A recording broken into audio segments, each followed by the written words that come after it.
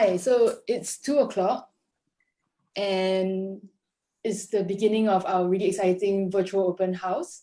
So for some context, the reason why we are conducting this open virtual event is that usually on Fridays, the Audacity community gets together at the Jurong Innovation District, and we invite like-minded individuals or people who are just like interested in what we do to interact with the community and also find out more about what we are working on. So for today, we have a series of presentations and also panel discussions from the various seed projects. And Nihao and I will be starting with the presentation on the first one on movable Westwood. So Nihao and I are both trained in architecture. We are both designers, and we are the leads for the project called Movable Village. But in the time of COVID, we can't actually make that village happen. So we're going to prototype movable Westwood. So now I'm gonna share my screen.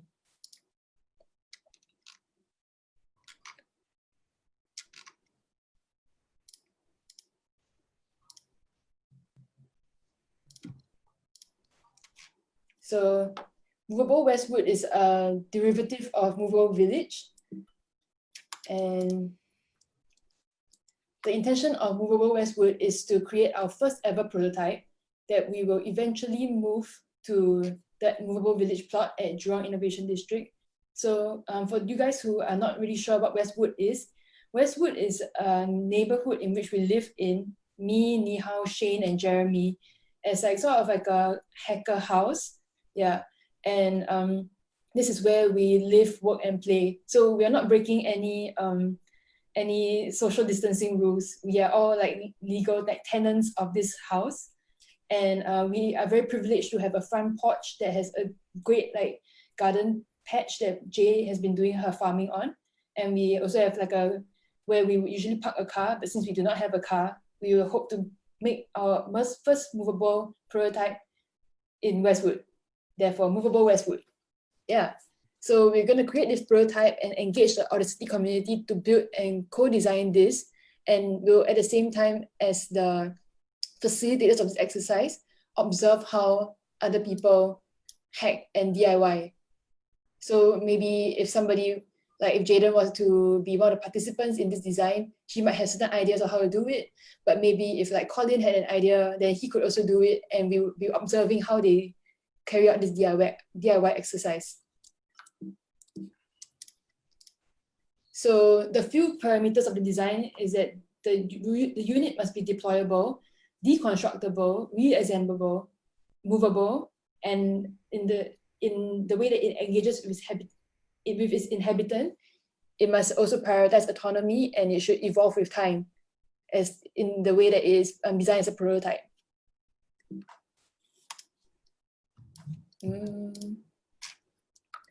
Okay, so I want to begin with this imagination exercise. I want you to imagine an empty box that you could live in. So maybe smaller than the size of your room, but big enough for you to step in or sit in. And there is going to be a light source in this box. So how would you install this light? So I give you guys maybe like 10 seconds, maybe to imagine like, where would you put it? Like, how does it look like? You know, go through that mental exercise yourself. And, you know, like what form does it take? What color is the light? What height is it at? You know, is it mounted on the ceiling? Is it a candle in the middle of the box? How bright is it? And you realize that everyone's light is different, because everyone's conception of what a light is and how you would use it would be different.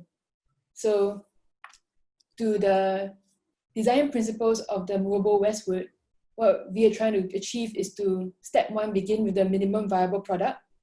So what is the minimum amount of infrastructure that allows other people to, in this case, for you guys to install your light? So in that case, I provided you guys with a box. I said, this is a box, put in your light. And then you guys went through the whole mental exercise of creating that. And similarly in movable Westwood, if we can create the minimum viable product such that you guys can plug and play in step two, to design and to imagine whatever modules you want to put in this unit. Then in step 3, the module will grow and evolve as the inhabitants trial their designs. Yeah. So in that sense, as designers of the first prototype, we want to get like ideas and inputs from the Audacity community, and for you guys to have your hand at DIY and creating something that you can call your own. So now we're running through the design of it. We're going to use a very simple scaffolding kind of infrastructure because firstly, in light of COVID, we're trying to minimize customization of, or rather customized purchases, but looking at standard objects that we can purchase and repurpose for the use of our project. So it starts off with determining whether we want a static foot mount or a caster wheel mount that we can use on this unit, followed by scaffolding posts. So based on the recommended dimensions between the posts, it is between 1.6 to 1.8 meters. And from there, we'll be using clamps and beams to brace the entire structure. And we can also add diagonal and cross braces. On top of that, we'll have a U-head jack to end the post so that we can mount a roof. Wait, sorry. Yeah, and here we have the roof joist and the roof decking. So for some of you guys who have visited our JID plot, we have the mock. And one of the troubles that we faced with the mock was that the mock was actually a transplant of the design from Sampo. Sampo is a building collective in Japan that Nihao is from. Yeah, and the fundamental principle of that is to be able to mount a unit onto the back of a pickup truck such that it could be moved all around the city. But we're trying to contextualize the design for ourselves here. And we realized that firstly, our tropical rain has made the flat roof quite difficult to maintain. Yeah, and by creating the roof decking, then we can separate that from the internal ceiling. Yeah, so the other objects, like other plug and play modules, can be like the floor, the bolts, the walls, ceiling, and other furnishing, like you can have a mount on ladder, or you can hang like connectors between each units, and then this creates like whatever you guys would be keen to create. So bringing it back to the steps for the iterative principles that Nihao and I came up with is to have the minimum viable product, which in this case is the scaffold that we can purchase or rent from a contractor readily available. And anybody who has the same amount of space, which is 2 by 2 meters of an empty porch, you guys can get the same thing. And then we can reprogram like life and space in this structure. And we can plug and play different kinds of roofs as well. Like maybe instead of having like a corrugated deck, we can have a green roof, or we could even not have a roof. Maybe it's like a net that we can hang things off. And yeah, together we'll create something that is unpredictable and trying to get ideas from the other Audacity members. Yeah, we want to leave it like open-ended so that you guys can design your own plug and play modules. Yeah, should I carry on from that, Sheree? Yeah. Great. Yeah, so Sheree sort of outlined a very sort of basic thing that will hopefully lead us on to greater sort of, explorations and, all the crazy that we want to do. And we've been discussing this, me and Sheree, back and forth a while, like what sort of crazy we want to do with this, because this can afford a lot of various different designs. Wait. It's not moving, Sheree. It's moving. Oh, there we go. Yeah, so something crazy like this, where one of the things that we found back in Japan was that this sort of principle of design is very effective in the initial stages of construction or the moment of conception. But after it's been built, it's quite difficult for it to become a more sort of co-creative process. So I guess like the things we want to develop on more and more is thinking about how do we enable this structure to, how do we create this structure to enable more sort of co-creational process. So it's super flexible in all aspects, not just in not just in the conceptual level, but also in its physical sort of form. And on that note, I was working on this with Jeremy, and Shuri decided to sort of include this in, because this project includes a lot of, not includes, but is sort of a downscale of everything that Shuri's been mentioning in terms of design principle. So this is a booth, and yeah, so it's sort of thinking about how through the design of a booth, we can sort of, it's based on the similar principles of, enabling co-creation and using that as a generative tool for design.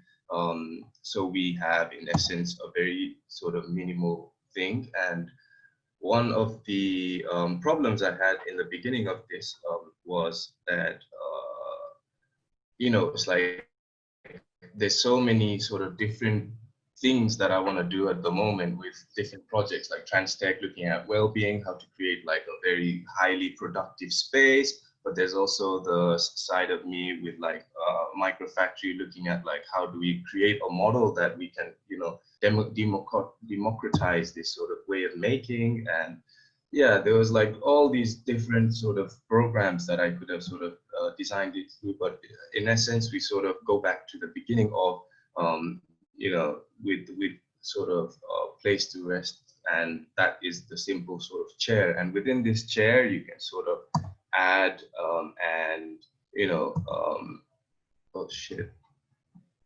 So with the chair, it's sort of it's based off of a design of a very sort of simple structure from Riedfeld's very like old Bauhaus sort of design, and then this becomes the minimum viable sort of structure that enables for the things, so everything else can sort of grow out from this chair.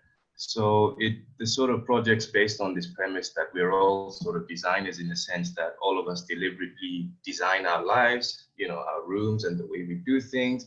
And in essence, the intention of it is to sort of inject play and joy into making the interaction with our everyday spaces and objects more fun, exploratory, and meaningful. So like I said, it begins off with the chair. And in essence, it could take on a form of something quite minimal in sort of enclosed the way that we enclose it, or it could take on a much more funky form where each sort of part of the structure affords and is a signifier to help the people sort of explore and, I need to go back, yeah, to sort of be, it sort of encourages the people to actually play and explore with how they would sort of create this atmosphere within the sitting space itself, so within this booth. And so next. Yeah, so I essentially in the beginning wanted, like, I have a bad back when I'm working, so I wanted to create like a super experimental ergonomic chair that, creates, just by sitting on it, creates the best posture. So in essence, we use this like minimal chair profile, and then the yellow hatch over here can immediately just be constantly explored and experimented. And so then the product doesn't stop at just like the initial design stage, but it actually enables more experiment and more sort of collaboration from other people. And then this sort of the side profile here, the reason that it's actually funky at the top is, it creates, it breaks a sort of convention of having like a flat roof above you, and the curvature of a curved surface at the top is actually very well known to have like sort of, to encourage sort of well-being by the way that the light sort of bounces on it or things. And in essence, there are also like perforations on the side object that can allow for light to come through, or it can be used as a structure, but ideally it can also allow for sort of this sound sort of elements to be injected within. Video is quite bad. And so in essence, you imagine like you can sort of create these hacks and these completely experimental design things that are exploring different aspects of whether it's sound, light, touch, or whatever, and sort of dress up this booth as you go and explore. And once you sit on it, see how that feels, and then you can constantly reiterate and revise until you get something. Yeah, it's really interesting. So yeah, we also have like a flat top where we could sort of play with light or with space, distorting space. And at the roof, you can either sort of close it with a flat surface, or you can sort of create, it's got an open grid, so you can modularize it to become a planter.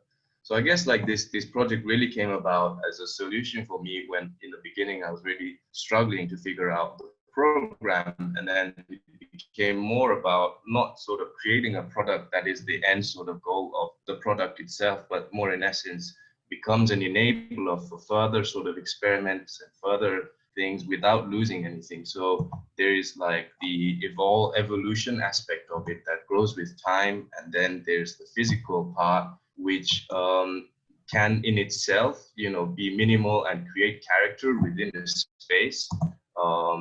But it also is designed with several signifiers and several, constraints that enable people to engage and sort of tinker and hack with it. Yeah.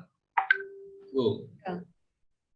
Yeah, so I hope you guys can see that through the two different prototypes at different scales, we're really trying to find the essence of, in one case, what makes a structure, and the other case, what makes a chair. And like whatever the structure wants to be, it can be if it has the minimum like skeleton. And similarly with the chair, as long as you have a flat surface and you can lean back and it's propped up at a certain height, you can basically adapt it to whatever you want it to be. And at some point, it no longer is just a structure or no longer the chair, because those starting points is like, when a plant like starts from a seed and then it sheds like the seed like cover, that skin, and then it grows into something else. I think that's what we're really trying to achieve in these prototypes. So yeah.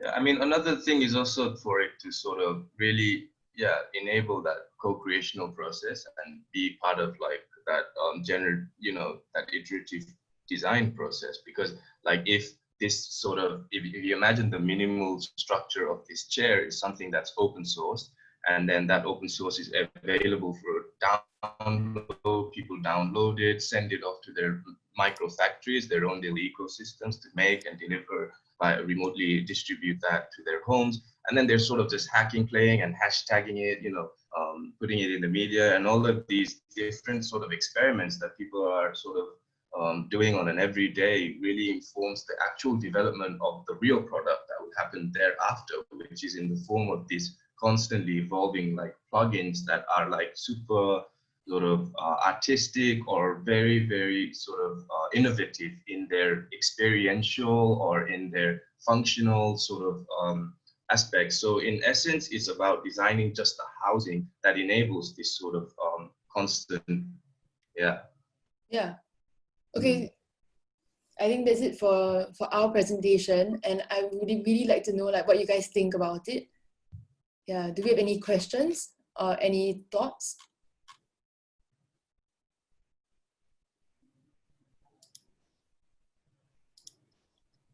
You can raise your hand if you would like to chat. I have a question. Yeah. Yeah. So when will we see the first examples, the first items from Movable Westwood? Yeah. So starting next week, Niha and I will be sourcing for these items. We have already found local contractors that have handbooks and brochures for the objects that they have. And then we'll have to find out their lead time with, the whole COVID situation, whether they have the items ready. Yeah. After that, we will start to do our own building exercise, where we'll start to assemble it, and then we'll record a video and we'll let you guys know like what things we struggled with, what were good choices and bad choices. And yeah, sourcing starts next week. What's the few things that you will build, and if I have friends who are interested to help or work together, how should we do that? We'll have to assemble the scaffold. That's the first thing. Yeah. So we'll have to get the number of clamps and then the beams, and we'll probably need a few people to like spot as we are lifting it up, mounting it up. Yeah. So they can help with that, as well as with ideation of the plug and play modules. So I think that if we're able to co-design the plug and play modules, then the folks at Microfactory could help us manufacture some of it. Great. I mean, like once we've sourced the scaffolding parts, it will take like at least like 3 people. You know, with the size of the scale of what you saw in the diagram just now, that structure, like just the scaffolding, should take like 1 to 1.5 hours with 3 people. Yeah. So it's just a matter of like getting that source with the current situation is slightly questionable, but Yeah. Great, thank you. So no question, but so in that sense, we ourselves can join to assemble that structure. Definitely. Yeah. yeah. I thought some professional will be required, but obviously. No, let's do it ourselves. Okay. Yeah. So one of the major considerations for this is that like I didn't really want any module to be more than 2 meters long, so that one person can carry it, and then maybe if you want to make sure it's like level, then 2 people can hold one end and the other person can level it. Yeah, it should all be able to be deployed with 1 to 2 people. Oh, that's nice. Nice. No license is required? I don't think so. Okay. Yeah. No, each of the parts are certified, and they have a guideline of like a minimal sort of span that they can do. So as long as those have been met, it's like fine. Yeah. Okay. Yeah. Because in Japan we use this a lot. Yeah. Yeah. Right. Traditionally, how these scaffolding units work is that you take one unit and then you can stack on top and multiply. It's a modular structure, so you can just buy like one module. Oh, I see. And then how high can be? I don't know.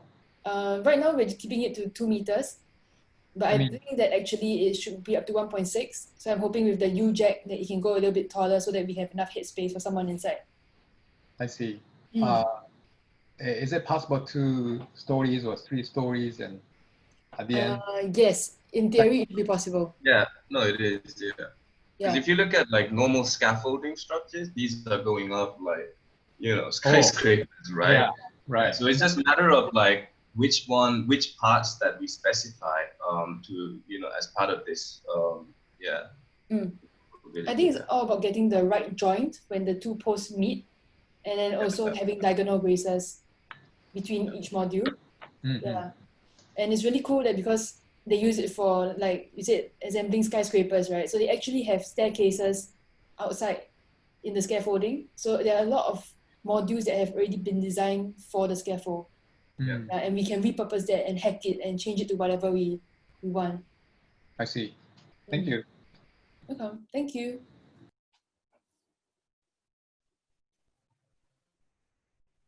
Yeah, I think that the other good thing about this unit is that it's also one way that 49 Westwood can become the first prototype of permacolony.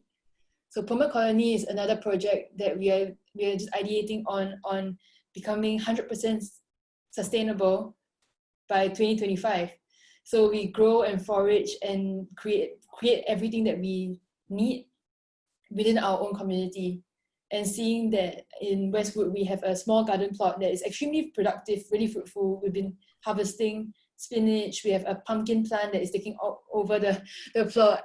We have sweet potatoes. We have like herbs that like we could also start to monitor our energy usage within the house, our food consumption within the house, and also whether we can use this structure to create, for example, a self-watering planter that is mounted within the structure to increase our productivity. So how do we best use this infrastructure to attain that 100% sustainability and self-sufficiency within the house?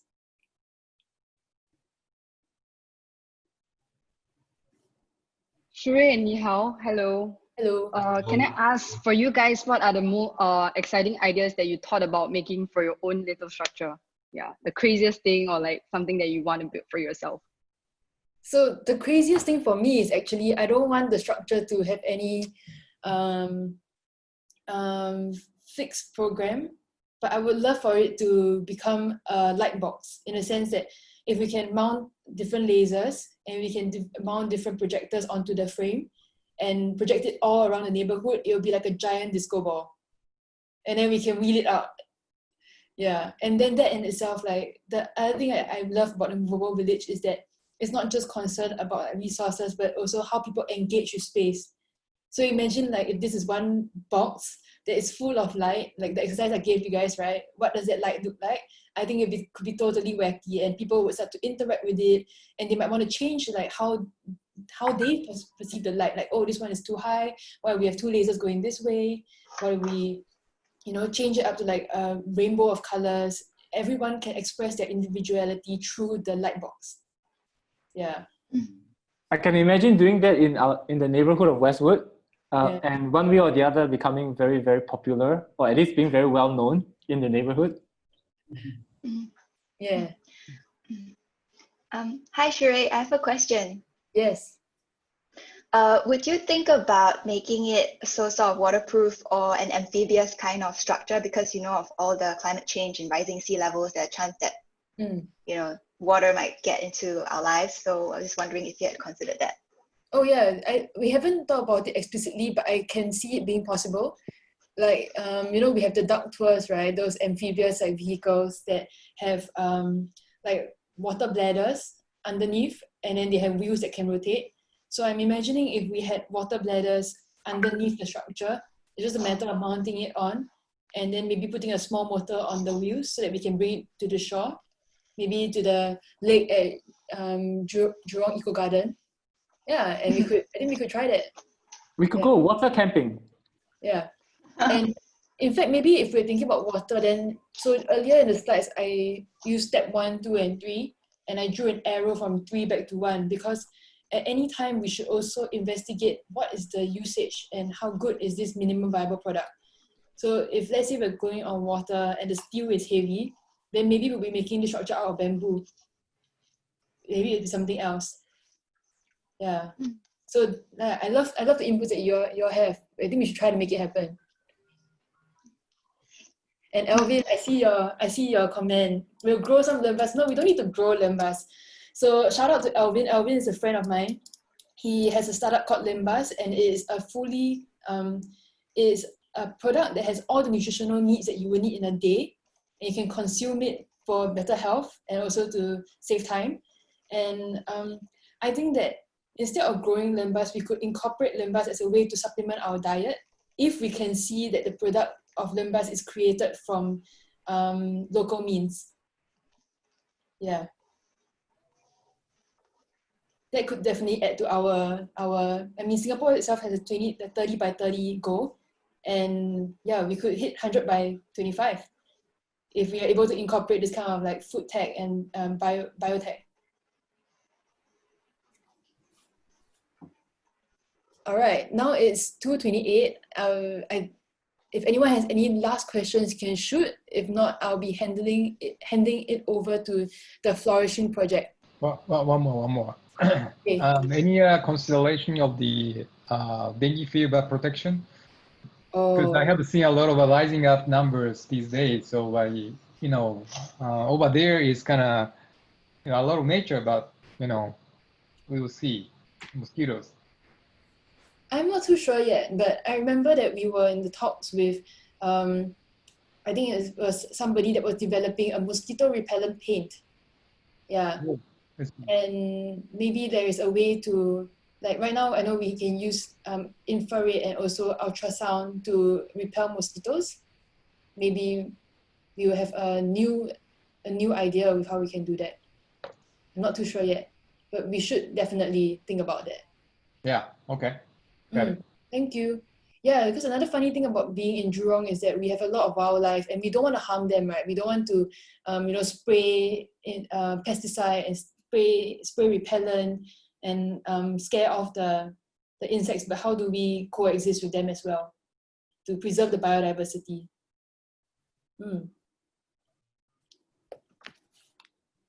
Yeah. So up next we have the Flourishing Project. Flourishing Project, they have invited a special guest from Deloitte Center for the Age to talk about unlocking human potential and building resiliency for change during these trying times. So I'll hand it over to Jen and the guest. Thanks, everyone.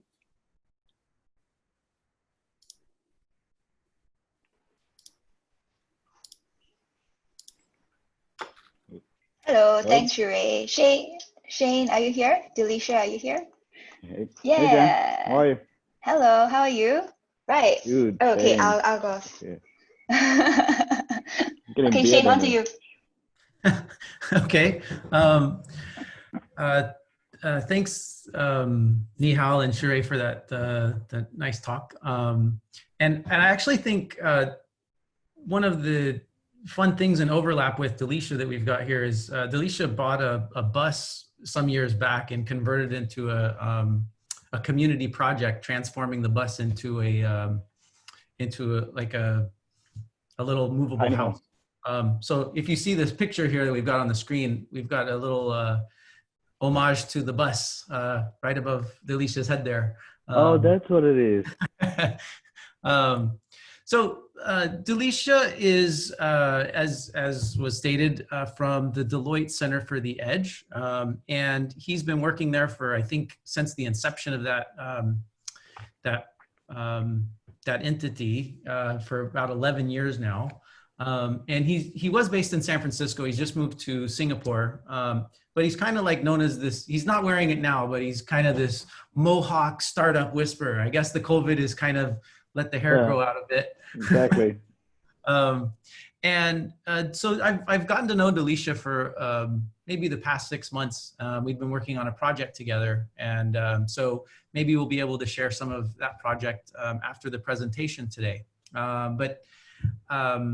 I would love to turn it over to you now, Delisha, and hear about some of the framework you put together here on unlocking human potential. Sure. Thanks, Shane. Thanks, Jen. Great to be on this Audacity's group. I'm very keen on this project. And here's what I'd like to do with the half an hour we have. There's a perspective we put together called Unlocking Human Potential, or the short forms of Roots and Shoots. I want to walk through kind of a quick presentation, about 5 or 6 slides in about 15 minutes, 10, 15 minutes. But the rest of it, I want to save for questions. And I'll introduce the center a little bit better. I want to start with a few images just to kick us off.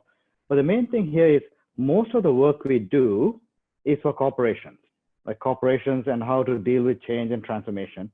And this particular initiative, this particular project, this particular perspective on Roots and Shoots was focused on the individual, about you and I.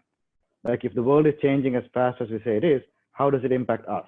So it's very different. And in times of COVID, where we are sitting right now, and there's so much fear and uncertainty, I think it's a good refresher to look at this, look at the framing and see how it could help us. So let's jump into it. Usually at this point, I show a couple of videos of how the world's changing, fourth industrial revolution, the robots coming to take our jobs, all of that stuff, but videos on Zoom don't work very well. So here's a static image, but it gets the point, right? The world is slowly but surely moving towards automation. And it's not just for hardware and factories like this, but it's for every aspect of our life. And from COVID, we're going to see an acceleration of all of this because we are no longer going to be able to depend on labor. So a lot more investment is going to go, this is going to speed up. And that then begs the question, what is the role of humans in a world full of robots when they can do most of what is done routinely much, much better than we can? And that's where human ingenuity, creativity, empathy, compassion, all of those very human traits come into play. So how do we bring that into our work? How do we bring that into our life? How do we amplify that? And this is why I'm really keen about what Mistletoe's doing. I'm really keen what Audacity is about. Is like it's doing that at a city scale, not even at an individual scale, not a corporate scale, but at a city scale. So how do we bring that together? And all of this creates a lot of stress and fear and uncertainty. And so I want to talk to 2 trends that we've noticed over the past few years that are picking up about how people are reacting to the stress of the role of humans in today's world. So here's the first one. The Spartan Race.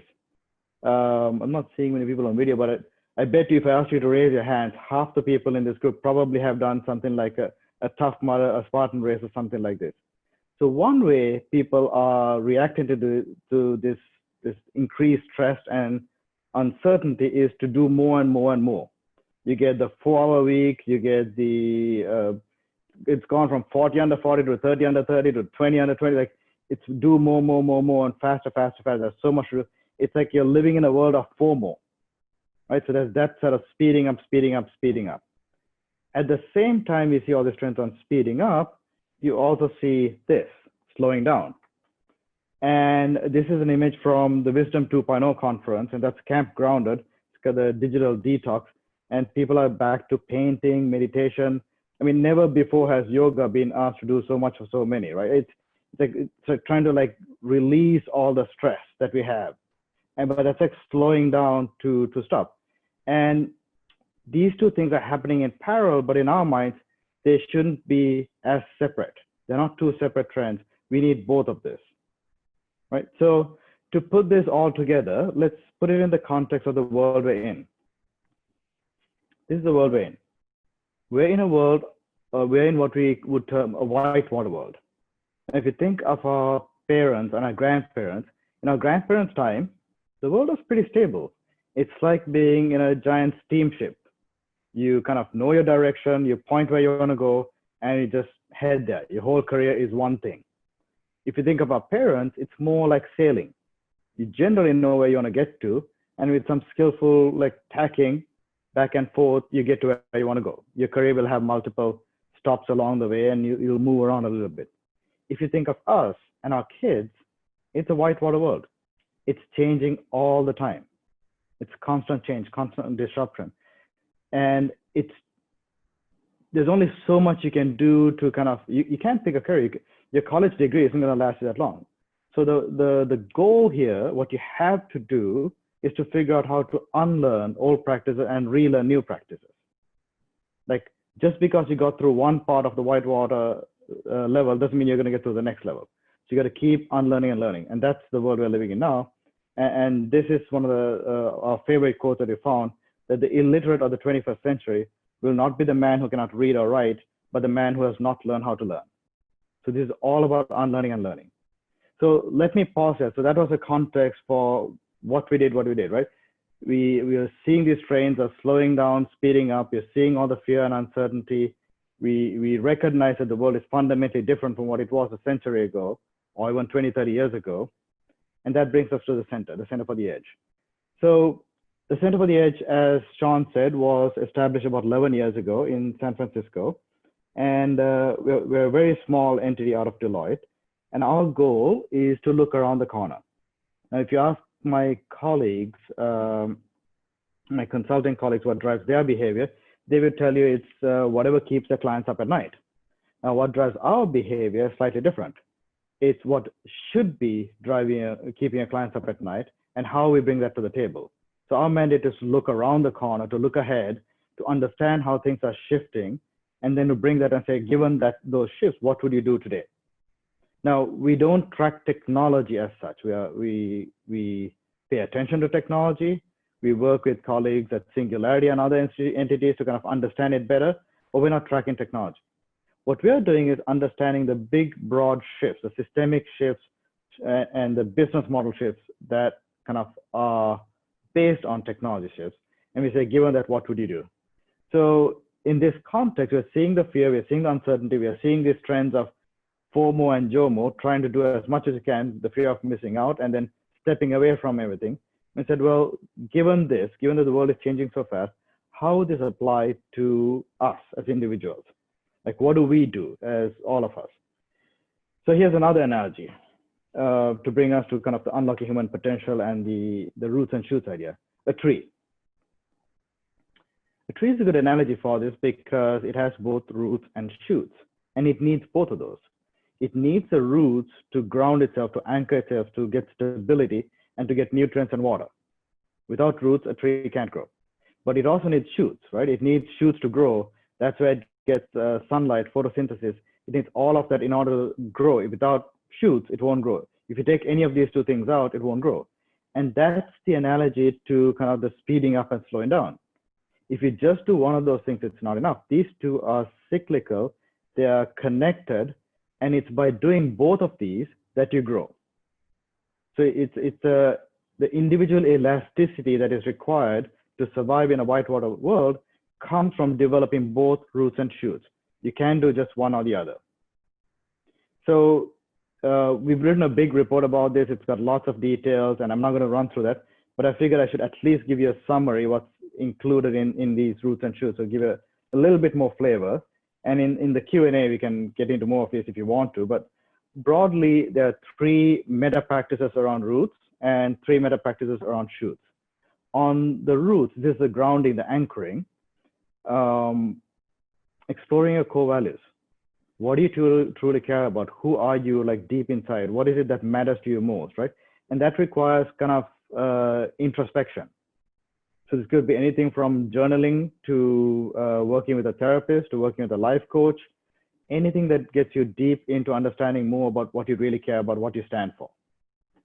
Replenishing and re-energizing. It's like slowing down.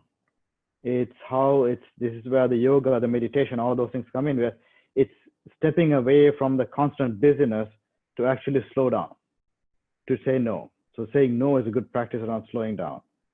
It's the third one in roots is cultivating community. You can't go at this alone. You need the strength of community. These are the roots go deep into the ground in order to hold you in one place, to keep you grounded. And those communities can be communities of interest, communities of practice, something you're deeply engaged in, or something you want to, or like in learning more about, or actually doing more about. So interest is learning and practice is actually doing. These communities all ground you. So these are examples of meta practices that ground you and root you. But if you do just that, you don't grow. Like, you'll be very stable, you'll be very calm, probably be quite happy or content, but you're not growing. And this whole thing we wrote about is to kind of, in the whitewater world, is to grow, right? So then you get into the shoots, and there are 3 shoots meta practices. Shaping serendipity. And this is our idea that you got to make space for the unknown to come into your life. You have to, it has to be deliberate. So put yourself in places where you might not know, where you might, and if you get an invitation to jump into something, take that. So one example of shaping serendipity rather than it just hitting you is taking a sabbatical. Like, every once in a while, it doesn't have to be a whole year, whether it's a weekend a month, whether it's a week once a year, or a few days, or a long weekend, whatever it is that you can, whatever available time, go do something that you know nothing about. Go to a conference that you know nothing about, right? Go to a country that you know nothing about. Like allow for serendipity to hit you. Being uncomfortable. Again, the grounding is your comfort space. Right? That's where you're comfortable, but you don't grow from a place of comfort. So put yourself in positions where you're uncomfortable. Learn a new tool, learn a new practice, do something new. The bus that Sean referred to, it's because I was researching the maker movement. That's one of the trends I tracked for a long time. And I said, I don't know how to do a lot of these things. And we keep telling people, hey, you can go learn anything on YouTube. So I did. I went and found a bus on Craigslist. We bought a bus. We live in the city in San Francisco. We had no idea how to do anything. I pretty much learned everything. We stripped the bus down to the metal, rebuilt the whole thing as a tiny home. And all of it was done in community with people. And most of it I learned from YouTube. So be uncomfortable, put yourself in that, and explore edges. All growth emerges from edges. So like, continuously put yourself out there to find something new and to explore it. Like, cultivate that sense of curiosity and imagination and possibility. And so those are your growth situations, right? So the shoots allow you to grow, the roots allow you to anchor. If you do both of this, that's your cycle of unlearning and learning. So one last slide, and then I want to jump into questions, because I think that's what's much more interesting here. 5 principles around this. First one, it's about being proactive, not reactive. It's very easy for us to wait till something hits us, and that's what most people do. They wait until something hits us, and then you're being reactive. The reason we mapped out and framed these 6 meta practices is that so you can actually take a proactive stance to do one. We've actually built a whole system that you can go assess what you're strong in, what you're weak in, We have a whole day journal that you can actually work on doing this in very small increments, like daily tasks on any of those things, in a way to like get started. Right? So be proactive. Don't wait for you. Build your capabilities in all 6 of these meta practices. You know, take your own path around it, but you got to do it. Individual elasticity, which is what's required to survive and thrive in this whitewater world, comes from developing these roots and shoots, right? So you got to develop both those practices, not one. If you're strong in one, work on the other one. It's all about unlearning and learning. This is the key point, right? It's not about learning one thing and becoming like the best in the world. Yes, you want to get to some level of mastery, but you also want to unlearn some old things and learn new ones. And technology, we didn't talk about technology until now, and this is part of why we've partnered with TransTech in doing a lot of this work, is that technology is both the problem and the solution. The world that we're inundated with technology today gives us ADD. We're like flitting from one thing to the other. We have a huge lack of attention to stick onto something. Yet at the same time, technology is also providing so many ways that we can do both roots and shoots so much better, can go so much deeper. There's a whole world of transformative technologies that are emerging that help solve for the exact problems that they've created. It's ironic in a way. And finally, you discover your passion and your purpose through these practices. Now, there's a lot of talk about finding a passion, finding a purpose, and I, for one, struggle with that because I'm like, well, I don't know what my passions are, but I don't know what my purpose is. Like all these things were like I was kind of conflicted about it. And what I found was it was by the doing of these things, by learning, not in your head, but in your body physiologically, by going through the practices of building your roots and building your shoots. That's how you figure out what your passion and purpose are. So I want to stop with that and move on to questions because I'm very curious to see if this even makes sense, if this resonates, is this too highfalutin, is it too impractical, any of those. Yeah, thanks, Delisha. I think that there is a lot of real overlap and part of the reason why I thought this was a great opportunity to present this Roots and Shoots framework is the tie-in to a lot of the onboarding that happens in the Audacity community. We have this framework, which is known as the 3 U's for unlearn, unlock, and unleash. Yeah. And it's very aligned internal to the community about how we approach things. And first is, you know, as you mentioned, this unlearning and relearning gives a lot of opportunities to reevaluate how you know what you know. And with your last comment there about you kind of were able to more find your purpose by through the act of doing.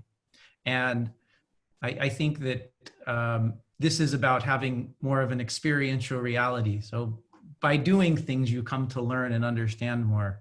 And some interesting conversations we've recently had with the consciousness hacking community around the same kind of topics about participating and doing things in order to experience them. So maybe one of the questions that I would like to pose is using this Roots and Shoots models through Deloitte's interaction with other businesses and entities. Can you share any examples of where this framework has kind of been deployed and some of the success stories of how that looks in practice? We wrote this a few years ago, like I said, as much for ourselves than for anyone else. And again, we wrote it for the individual. It's all anchored on you. We shifted the focus. We're not writing for the corporation. However, at the end, we bring it back and saying, what can corporations do given this? So for example, on the root side, corporations can allow for and sanction and promote for the employees to actually get deep into the roots, to be more grounded. And so you're seeing now, as a result of this, we actually helped Deloitte bring in a whole bunch of meditation tools and practices, yoga, all of that into our well-being program that we already had. So we're incorporating all of that into that. And we've seen this same trend with many, many companies as well, where it's not just about getting a gym membership, all that. It also, well-being and wellness is now included routinely in your, in kind of the keep healthy kind of programs that initially were all about getting exercise. So on the root side, it's that. On the shoot side, again, we managed to increase a lot of companies pushing for sabbaticals, in the example I gave you, and giving people a chance to explore. or giving a budget that you have a certain budget that you can go for conferences and on your own to go learn something. Getting access to things like lynda.com or anything else that allow people to go explore on their own, not just for what you're doing exactly for work.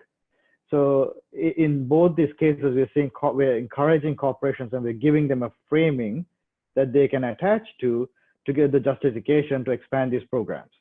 And they're finding by doing this that the people are more passionate, that people are more engaged, that people are more connected to what they're doing, even if what they're learning may be outside of that.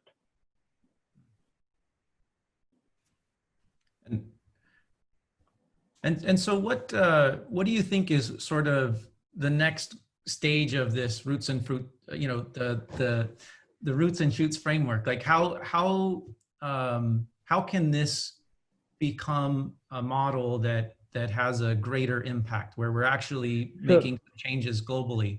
And this brings us back to Audacities and why I'm really keen on this. And this is sort of the work we've been doing with TransTech. This is the same reason why Nicole got really interested in Audacities as well, right? The work we've been doing, and we've done a bunch of work with Nicole on how do you bring this to corporations. If we can get this to the city scale, it'll be so much more amazing. And I think we need you and your community to help us co-create this and reimagine what that might be. But I'm going to go back a few pages so what can be done in a corporation is because a corporation is kind of run and managed a certain way. But when it comes to a city, it doesn't have the same kind of ownership over its employees or ability to control or manage the employees the same way. It's a little bit more unstructured. However, the reason companies are doing this is the same reason cities can do it. Companies are doing this so that they can attract the best talent, the most creative, imaginative people to come work for them or to work with them. Cities are going to need to attract the same people to come live in their cities. Particularly now with post-COVID, there's going to be a bunch of people who say, I don't want to live in that congestion anymore. I want to get away from this. And cities have been competing to get the people to work for them. If they can offer more ways for you to ground yourself and to explore at the same time, it becomes a much more attractive city. So for example, on Rest and Replenish, a city with more green space, a city with more walkways, a city with more ways to get out, to relax, is way more attractive. Cultivate Community, a city that has community centers of every grade, of every level, is more attractive for people to be there, right? On the shoot side, things that are on the edge, whether it's your bars and food being edgy, whether it's your arts culture being edgy, whether it's the graffiti, all of those things are attractors to get people to come in. The communities that are drawn to that are the ones that are nurturing you in both your roots and shoots. So cities that kind of find ways through policy, through zoning to enable these things, to enable roots and shoots at a meta level, will be the ones that attract the most people. And it becomes a self-cycling kind of where the people come in and they kind of become the lifeblood of those communities, of those spaces that attract more to come there as well. Yeah, so Delisha, you're also one of sort of our on an advisory board for a city scale project that we're looking at with our Flourishing Project. And so when we talk about flourishing, we're really looking at kind of a lot of different domains that construct how someone is doing. And so we're looking at, happiness, life satisfaction. We're looking at, health, whether that's physical health or mental health. Both of these are equally important. Someone's meaning and purpose, their character and virtue, as well as their close social relationships. So all of these things play a very important role. And it doesn't matter how well someone is, if one of those elements went straight to zero, they would be pretty miserable. And so this Flourishing Project and this conference that we're getting ready to start is really looking at how can we create environments at scale. What are the right things to measure? What are the right technologies to deploy? Is there things with greening cities? Is there with more sidewalks, making things more walkable and livable? So taking livable cities and turning them into lovable cities, or taking smart cities and turning them into wise cities. And maybe this would also be a good time to invite Jan to come in, and maybe we can do a little three-way jazz here. But this is also something that we're currently trying to get the word out about, and find people that are sitting in different silos and sitting in different domains. Because when you get into the complexities of something at city scale, you no longer have the personal agency of personal well-being, or the entity, which is the place that I work in their HR program, to kind of manage that. And so it's a very fractured ecosystem to bring together to achieve city scale flourishing. And so I have two projects from what you said that just got prompted. One was, I mentioned before, we were working a lot with the maker movement and the maker community. Right. And one of the projects we did in Pittsburgh was how to convert Pittsburgh into a quote unquote maker city. And we did it with one of the local foundations, the Mellon Foundation. And the tagline was going from smart city to maker cities. Like, how do you make our cities more human again? And the idea, as we went through that, it started off by saying, like, how do you kind of put in the baseline requirements to have a thriving maker community? What we ended up was, it was actually much more about the maker ethos than the maker community itself. It was the maker mindset that mattered. The people having a sense of agency to do something in their own community and to take ownership, rather than waiting for the city or someone else to do that for them. So what ended up was, we did build the framing for how you get more makers to come in and to build a thriving maker community. But really what it was your bring the lifeblood of that maker ethos. So that's an interesting one that brings it in. The second one is one we're doing right now in Singapore. You use those exact terms. How do you move Singapore from a livable city to a lovable city? And this is with Design Singapore, the URA, and MCCY. And we're partnering with them to look at that idea. And we're looking at all of the different aspects of what is love, what makes a city lovable. Is it about the basic kind of functioning aspects, or is it the sense of agency and identity? What is your relationship with it? Love is a two-way thing. You got to give back. They got to give something. It's like all of those different aspects. And so we are in the midst of doing that. So we'll see what comes out of that. But all of these are very much connected to what you and Jan are leading on Audacities as well. Yeah. Thanks, Julisha, again for coming on today in for such a short time to share about Roots and Shoots. I particularly like how you said that we should be shaping serendipity instead of like letting it hit you, because basically the whole Audacity community has actually been working on the serendipitous moments that things are actually happening, and all we do is just pushing and doing and just failing and trying again, and truly, it's how we grow. With regards to like how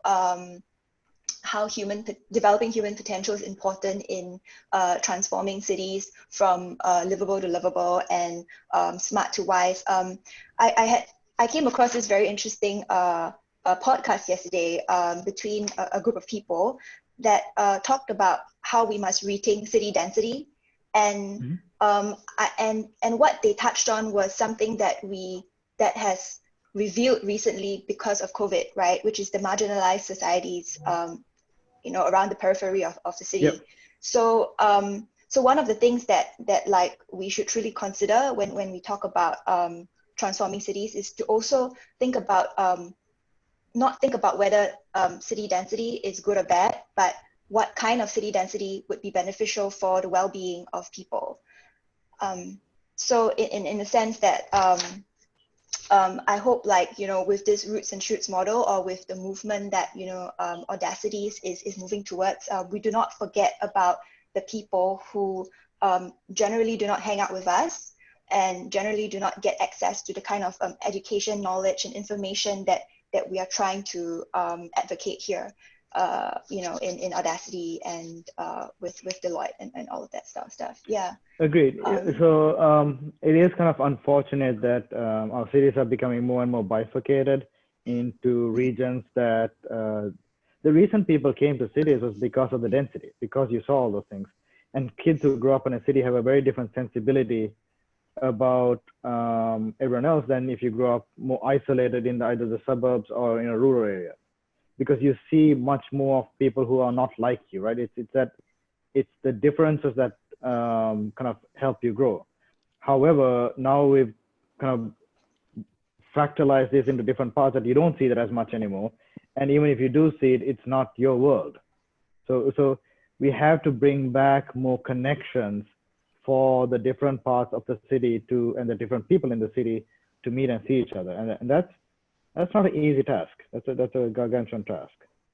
Yeah. So I'm just being aware of time. We've got another panel coming in. So I'm going to, again, thank you so much, Delisha, for joining us for such a short, nice, insightful talk. And anybody else that's paying attention and wants to get more information, we'd love to send you some of Delisha's publications on this more in-depth roots and shoots model. And now I will hand it over to Jan to introduce our next session. Okay. Thank you, guys. So thank you, Delisha. So for the next session, which is supposed to start now, we're having the Slice team come on, and they have invited Big Idea Ventures, an alternative protein for an alternative norm. So I think it's going to be a very interesting panel as they talk about alternative protein sources. Yeah, so I guess it's Jaden and Youngan, right? Okay. Yep. Thanks, Jen. Youngan, are you there? Yes, I am. Cool. Our friends from BIV, all here. Hi, everyone. Hi, everyone. Patricia. Hi, Matthew. Hi. Hello. Hi, Dr. Dalal.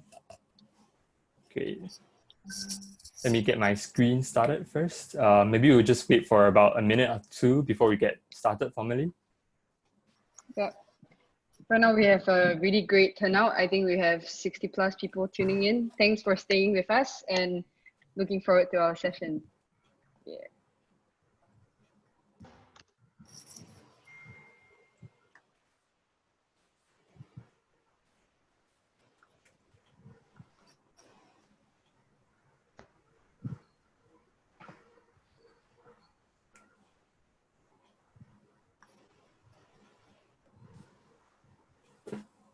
Youngan, whenever you're ready, I think we're good to go. Yeah? Yep. Great. Okay, so let's get started. Thank you once again, everyone, for joining us today. I think to kick things off, let's introduce everyone on this panel. So from Slice, we have Jaden and myself, Youngan. We are both co-leads of Slice, a project that looks into the future of food and agriculture. So at the same time, Slice is also part of a wider movement called Audacity, which stands for Alternative Universal Design of the City. It's a partnership between JDC Corporation as well as Mistletoe, a collective impact community started by Taizo-san. So Audacity is a collective of really diverse and passionate individuals who are really keen on designing and building future cities from scratch that are humanity-centric and using a ground-up and community-based approach. So there are lots of projects in Audacity that looks at different verticals or areas. For example, advanced manufacturing to the masses, off-grid modular, urban living. And for Slice, what we're focusing on is really game-changing ideas that will optimize our food value chain for the better. So our vision is really a zero-miles decentralized food system such that every community is able to grow where they consume and thus be self-sustainable in their own food supply, right? So we look into many different ideas ranging from how we can incorporate permaculture practices into the way we produce food to leveraging on robotics and automation to augment our abilities, as well as even forming closed loop systems where we can recycle and upcycle food waste directly on site. So if you'd like to find out more, please visit our website and also follow us on Instagram for more regular updates. So I think something that we have been looking into at Slice is really how food consumption will change in the future, 20 to 30 years from now. And we see alternative protein as a key part of the story. As we know, it's still a relatively new space, but definitely a fast growing one, right? So over the years, we have seen the likes of Beyond Meat, Impossible, Omni Meat appearing in news articles, and even now finding their way into mainstream fast food chains and restaurants. So today, we are really happy to have our friends from Big Idea Ventures to join us on this very special panel. And together with them, we will work together to unravel some of the biggest myths and misconceptions surrounding the space of alternative proteins. So we have Dr. Dalal, Dr. Matthew, and Patricia with us today. And without further ado, I will hand it over to them to do a short introduction about themselves as well as BIV. So over to you guys. Thank you, Yang, and thank you, Jaden. It's really great to be part of this panel, and thank you for giving us the opportunity to reach the wider community. So for everyone, my name is Dr. Dalal Fawaz. I'm the program director at Big Idea Ventures. So in terms of my background at the company, I help to kind of direct and lead the accelerator program that we run, which is a 5-month program to help companies accelerate and scale. And we focus on alternative protein companies. So just a quick briefing on my background. So I started off as a scientist. I worked in life sciences as well as food science. And I've been working in the sort of the startup ecosystem space for almost 3 years now. I helped establish the first food technology accelerator in Hong Kong, where I was based before Singapore. And I've worked with companies ranging from alternative proteins, cellular agriculture, as well as smart kitchen equipment and SaaS-related platforms for food safety and food production. So really excited to share, our insights on this panel with you all. Perhaps I can go next in my introductions. So my name is Patricia Fu, everybody. Nice to meet you all. I'm the program manager here at Big Idea Ventures, and I work very closely with Dr. Dalal to really execute a lot of the operations and logistics of the 5-month-long program that we hold here in Singapore. I actually helped to design as well as execute the first program, so it's really exciting now that we have our second one in. Just a bit about my background. Historically, I worked for Antler, in their marketing and PR team. And I worked very closely with a lot of the tech companies that they generated over the years. And this includes, helping to execute demo days and really working closely with them to see what they need. And that's the skill I sort of bring in to Big Idea Ventures as well. Before Antler, I was with TED in Melbourne, Australia. And yeah, moved back to Singapore and very happily joined Big Idea Ventures. Yep. Hi, everyone. I'm Matthew. Thank you so much for inviting us on this panel to talk about the alternate protein space. So a bit about myself. I'm the food scientist on board on Big Idea Ventures. So what we do is I work together with Dala as well to come up with, to resolve some technical issues that the company face. It could be more the downstream side where they are looking at processing, scaling and manufacturing or distribution. This is something that we seek together with them and to understand a bit of their product and see how we can support them in this area. So prior joining to BIV, I was working in a Innovation Resource Center FRRC that is in Singapore. It's a joint, center that is established within ESG and SP. So through that, I gained a lot of experience in terms of the processing, the food packaging, shelf life extension. So I based on this experience I have, I use this to really help the startup companies that we have seen in the Idea Ventures. So yeah, we are really excited to be in this panel and to really talk more about the alternate protein. Thank you so much. Thank you, everyone, for the quick introductions. Okay, so before we start proper, I would just like to remind our audience that if you have any burning questions, please drop them in the Q&A box below, and we will try to answer them towards the end of the session, right? So let's go back to the fundamentals of why we're even looking at alternative proteins today. So for those who have joined us in the first Audacity virtual Open Study last month, we discussed about how COVID-19 has highlighted to us the strains in our food system, especially how we're so over-reliant on centralized food supply chains, and also how we have cultivated a food system that is so efficient, but fails to nourish us adequately. So you think about things like fast food, canned and convenience food, as well as cheap calories associated with this.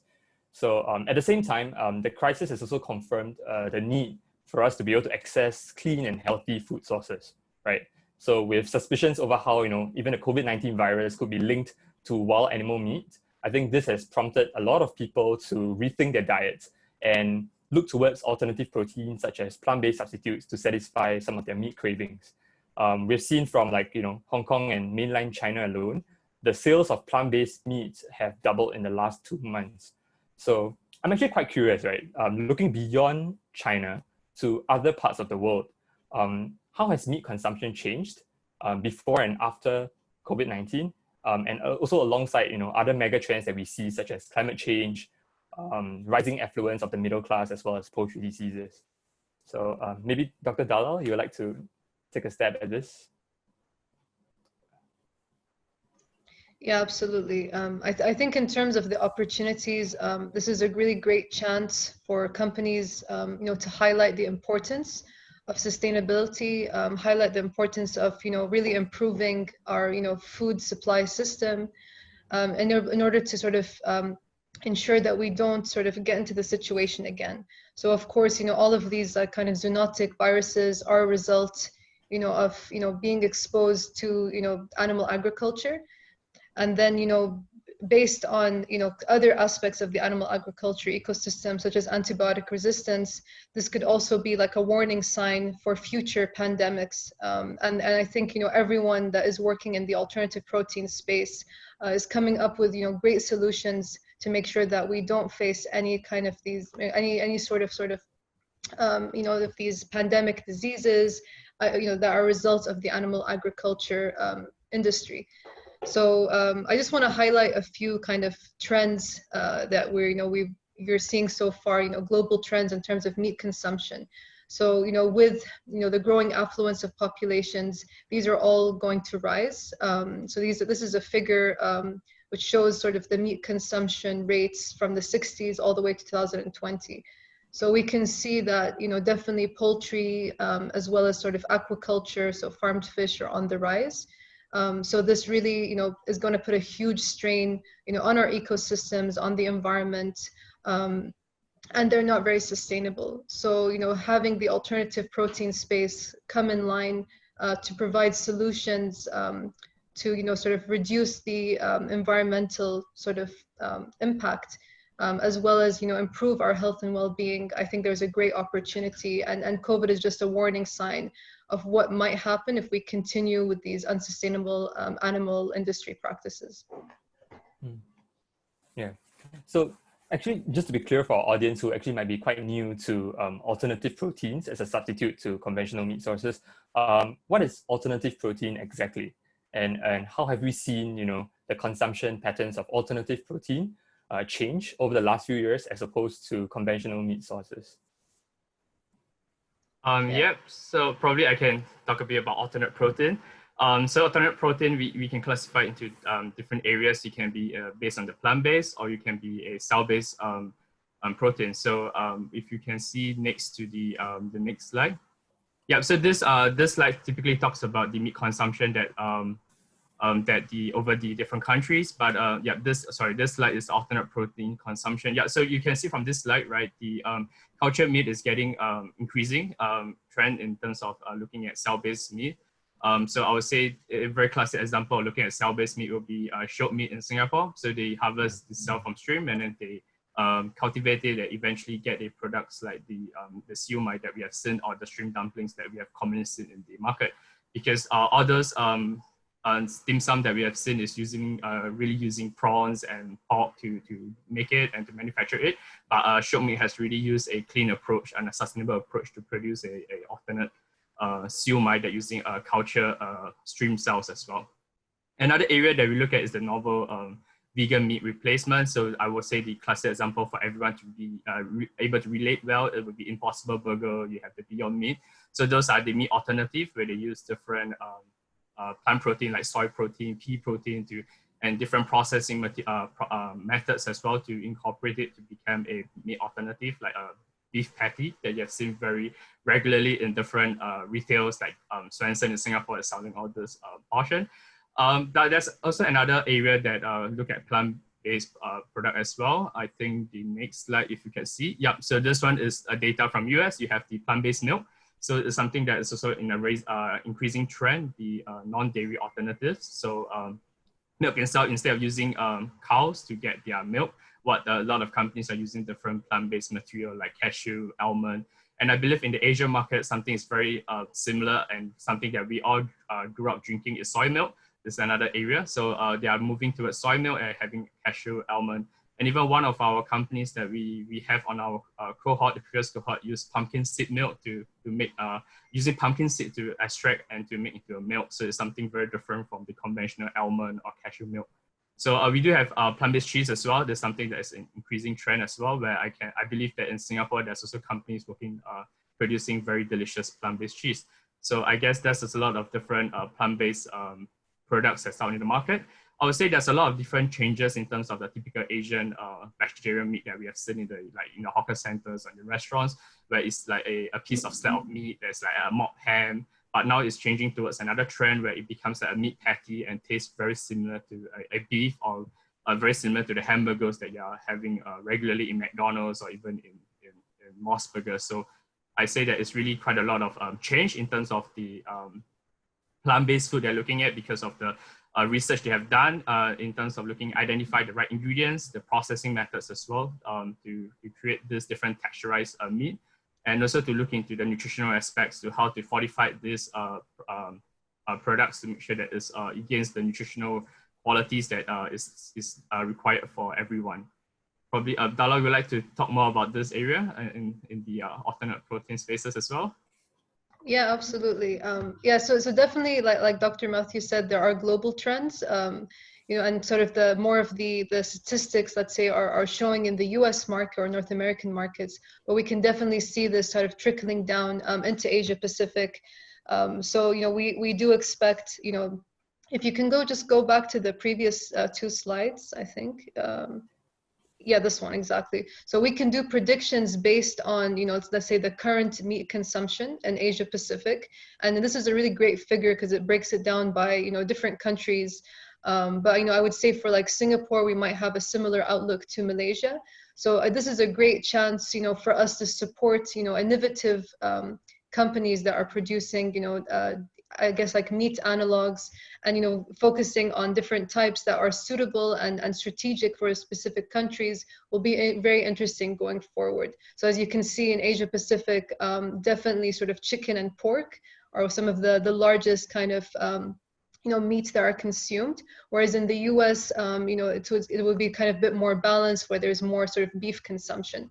So this is a great, you know, a great chance for us to also find, you know, localized companies that are producing, looking for companies that are producing localized products for the Asia Pacific market. Thank you, Dr. Dalal. Yeah, it was quite interesting. Like, you guys really set the stage of, like, you know, what is alternative protein. Personally, I struggle with trying to quit chicken rice and mincemeat noodles, bak chor mee.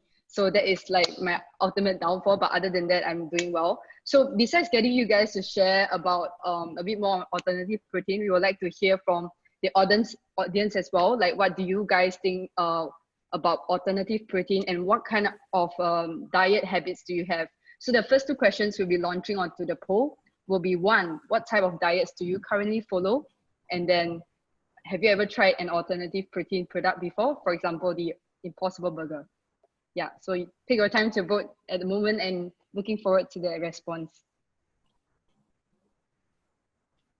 Yeah, Yang En, how about you? Yes. What can you not quit? What's your ultimate downfall?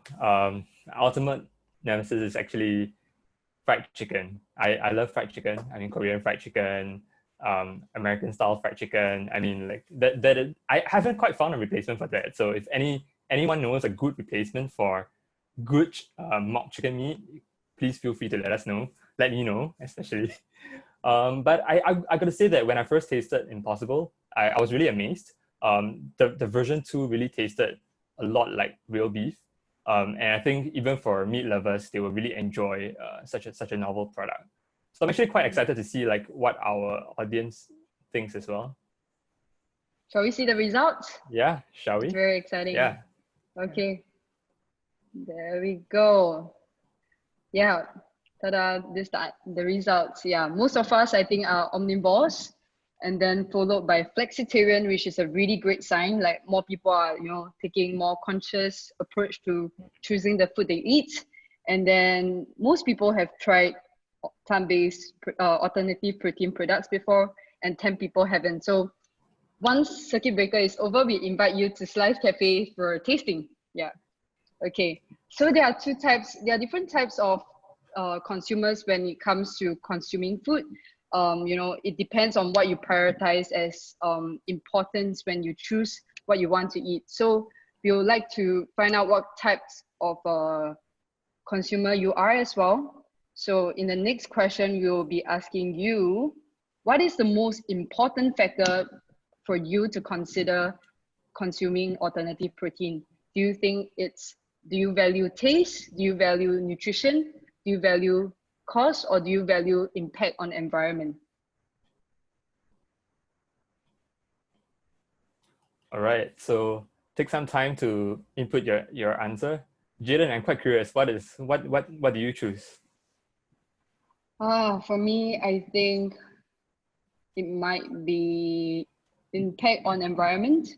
Yeah, I think at the end of the day, yeah, but I still find it very hard to cut off like those two dishes. So hopefully, like with the advancement of alternative protein, like with all the startups coming up locally, I'm very excited for it to, you know, really be a game changer.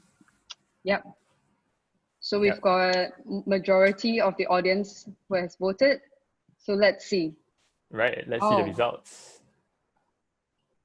Wow, it seems like most people are concerned about taste, followed by impact on environment, and then nutrition and cost. Wow, everyone's quite privileged here, you know. Maybe doesn't have to consider so much on like the cost of meat when you choose to consume them.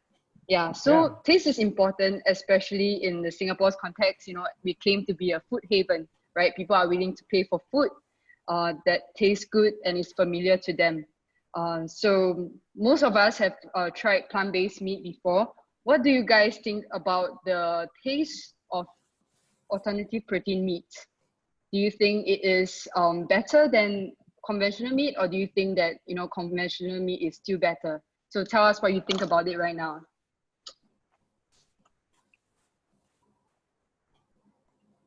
Yeah, I think when we had a little dry run on this, Dr. Dalla, Patricia, and Dr. Matthew had a very different response when it comes to this. I think at the end of the day, everyone have their preferences. Yeah, it's quite interesting to see.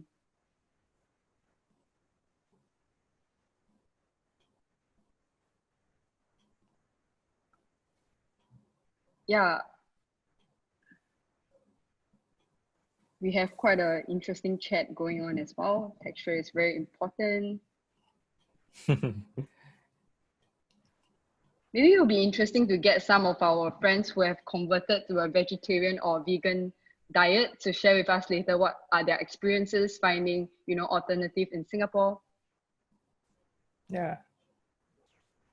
I think Patricia has a nice story. She's almost vegan, I think. Wow. Essentially, when did you start, Patricia? Yes. So back in, I think when I was in Melbourne, when I was in university, the college I lived in was more or less fully vegan. Of course, I didn't know that before I entered the college. It's something that they mitigated from the conversation. So in essence, I was almost sort of forced to be vegan, and I found that, you know, throughout the years, it was actually not as hard as you would suspect it would be. But then again, I think it depends on the place that you're staying, because, you know, they have a very big sort of sustainability angle and very big vegan culture. Coming back to Singapore was a very different story, and that's when I started, you know, I couldn't resist my, you know, chicken, and like I couldn't resist my batomi. I can't resist any of those things. But since joining Big Idea Ventures, of course, like, you know, you're way more exposed to all these different startups. And, you know, the investments that we've made in the startups we have made so far, they have some really amazing products out there, which kind of, you know, have started to shift me back to veganism. Not quite yet, but we're getting there. All right, nice. That's good to hear. Okay, let's see the results, Jay. Okay.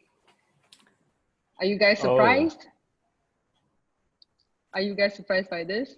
It tastes like meat, but I still prefer real meat. The real meat. Oh wow. I wonder what is the trigger. Like I'm actually thinking if people are actually scarred by the traditional mock meat that have existed in the market for quite a while now, especially in Asia, And I think, those vegetarian meat that we see from like Chinese vegetarian stores or whatever, they're usually closely associated with certain cultures and religions as well, right?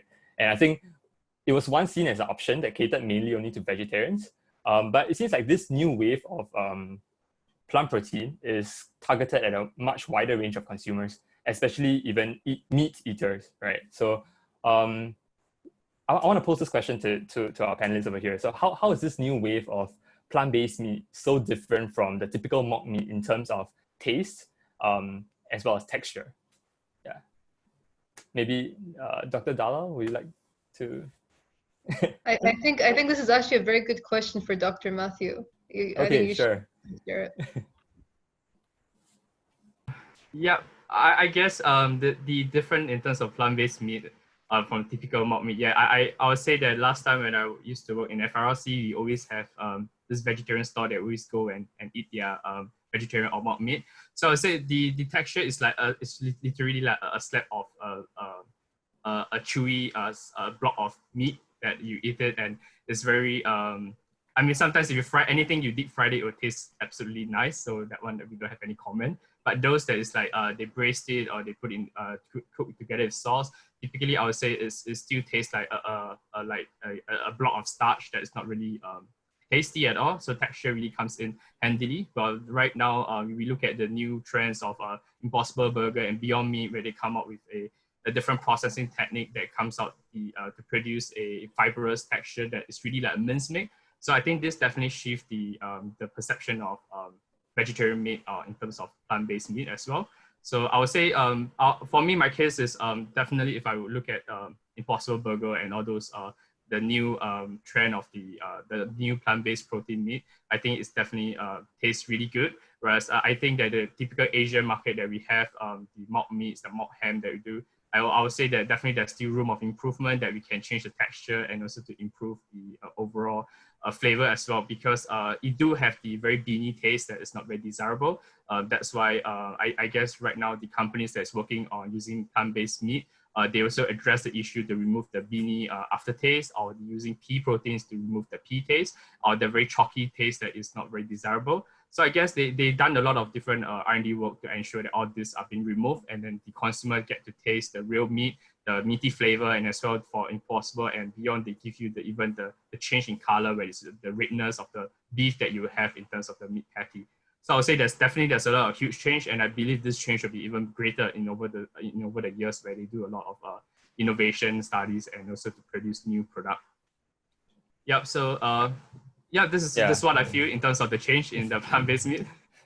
Thanks, Dr. Matthew. Yeah, I definitely agree with you that with R&D that has taken place over the years so far, it has definitely really increased the level of taste and the flavor of alternative sources of meat that we have.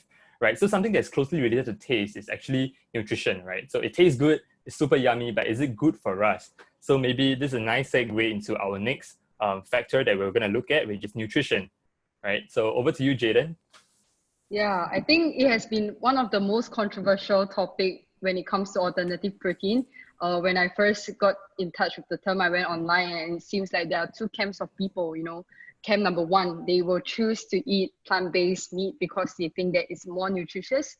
And then camp number two, they are unsure, what do people put inside plant-based meat? Are they like super highly processed? Is there like detrimental long-term impact in terms of the health if I consume too much of it? If I consume it every day, an Impossible Burger every day, will that cause me some health problems, right? So we want to know like what you guys think. Do you think that plant-based meat is healthier than conventional meat? Do you think it's true, or do you think it's false? Yeah.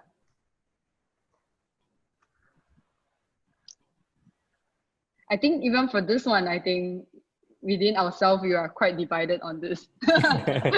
Yeah, it's quite hard to say whether it's clearly a yes or clearly a no, right? Yeah.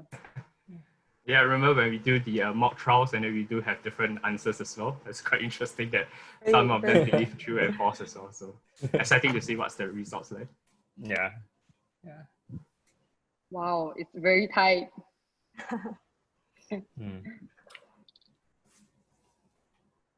So Dr. Dalla, Dr. Matthew, do you guys also try to incorporate more plant-based and like vegetarian diets in your own personal life?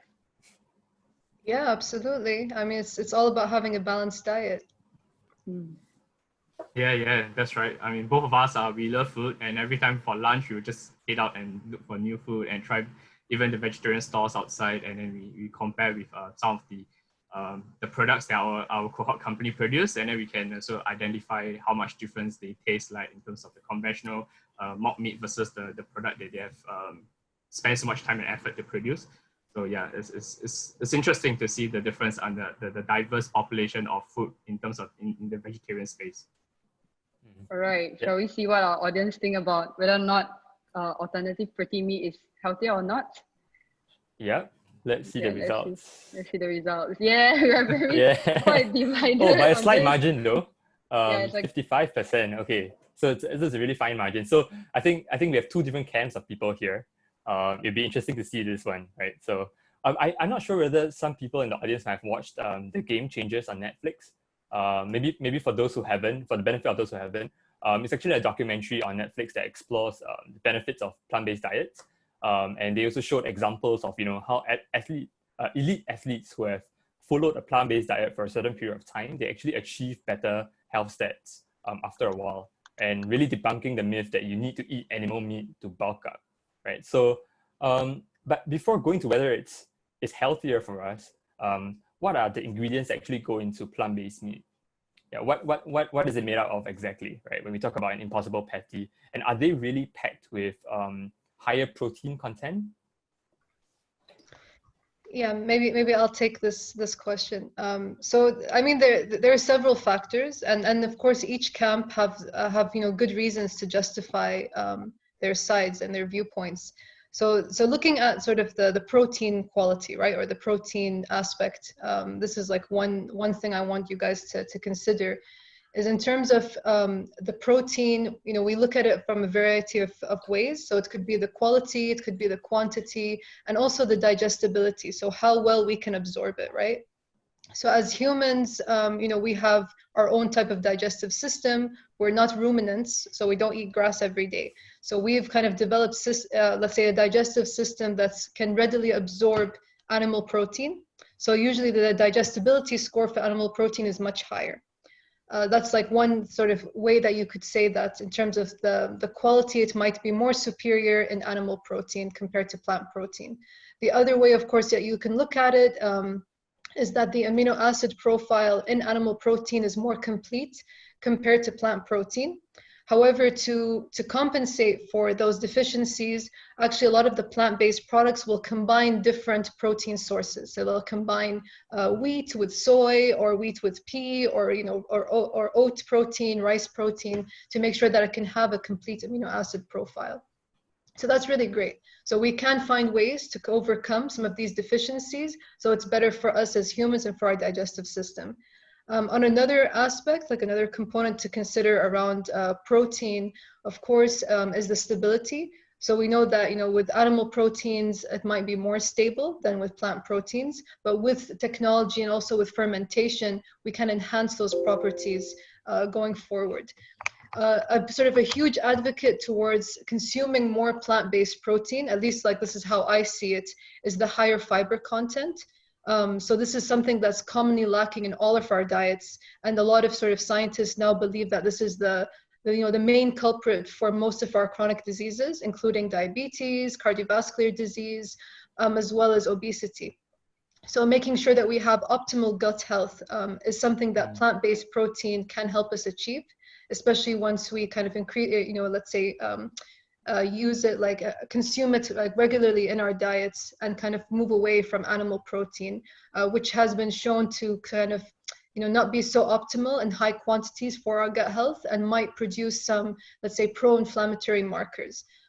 So this is where we can kind of justify, how and why, plant-based proteins are more nutritious, but we have to always keep in mind that it requires a lot of technology to make sure that they are able to be at the same level as animal protein. I think we had some nice charts as well, like we put together. Yeah, so this is a very nice chart to show in terms of the nutrition and the composition. So you can see with your kind of typical, let's say, animal protein like beef, pork, and chicken, things that are much higher, of course, are the iron content compared to the plant-based alternatives. So, especially like from nuts or from soy-based or wheat-based protein, even like, legumes and mycoprotein. But on the other hand, you can see that the fiber content is much higher in all those alternatives. So this is a really great opportunity for us to, let's say, alleviate and reduce the effects, let's say, reduce our risk of chronic diseases if we have a diet with higher fiber content. Sort of the cell-based space, which we haven't really touched upon a lot during this presentation, but kind of the future food technologies utilizing cell technology to produce animal protein. So this will be the same composition in terms of the nutrients as animal protein. So as you can see from this chart, cultured beef will also have the same nutrient levels as a typical animal beef product. So this is how technology can really ensure that we will have the best nutrition going forward. Right. Yeah, so I actually have a question, right? So we see all these components that are good for our health, but should we be aware of any other, processed ingredients or additives that might be added in the production process that could be detrimental to our long-term health? Yeah, absolutely. So definitely with, let's say, highly processed foods, and also to ensure that there is an adequate shelf life, which I'll let Dr. Matthew also talk about in more detail. You have to, of course, like make sure that you have the right additives. And unfortunately, a lot of the times, companies will just rely on salt and sugar because they're considered as natural additives. And having, of course, high sugar and high salt is not optimum for our health either. So yeah, I'll let Dr. Matthew maybe go a bit further about, let's say, the aspects of different additives on these products. Yeah, I guess one of the things to highlight is shelf life is definitely something that the company has to think about, because if you can produce something that's very nice, very nutritious, but it does not last for a day or maybe a month or week, you're unable to bring it across the supply chain to be across different countries as well. So typically shelf life is something that they have to look at it. So that's why I believe some of the additives they added in is also not just for the shelf life, also for the binding capabilities, the texture, to improve the texture of the product as well. So shelf life, typically, I think they will go through different processes as well to ensure that they can meet a required shelf life or extended shelf life, so that they can bring it across from the US to Singapore, or from even China to different parts of the world. So this is something that I believe that they are working very hard. I think even those new companies that working into creating a new plant-based diet, they are reducing their salt intake, as what Dalat said, that they try to use salt to use as to extend the shelf life. So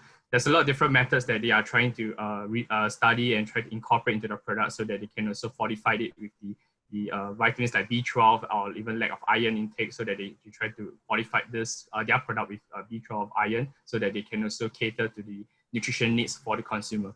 So I think that I would say that it's always a balance. You have to balance how you get the nutritional content correct, and also to achieve a reasonable good shelf life for you to export your product, or even to have it on your retailers as well. All right. Thanks, Dr. Dalla and Dr. Matthew. I think when we talk about the, while we are able to talk about some of these benefits that alternative protein meat has, and so far it's been pretty positive. Many people feel that it tastes like meat, and in terms of the nutritional value, we're able to fortify it with stuff that are good for our bodies as well. But I think we also want to be a bit mindful about the reality, which is that cost is still a very important factor that drives consumption, right? And I think as the world heads into a recession in the next couple of months, I'm sure many people will also start to be a lot more cost conscious, and they will really be a bit more mindful in terms of spending on food and groceries, etc.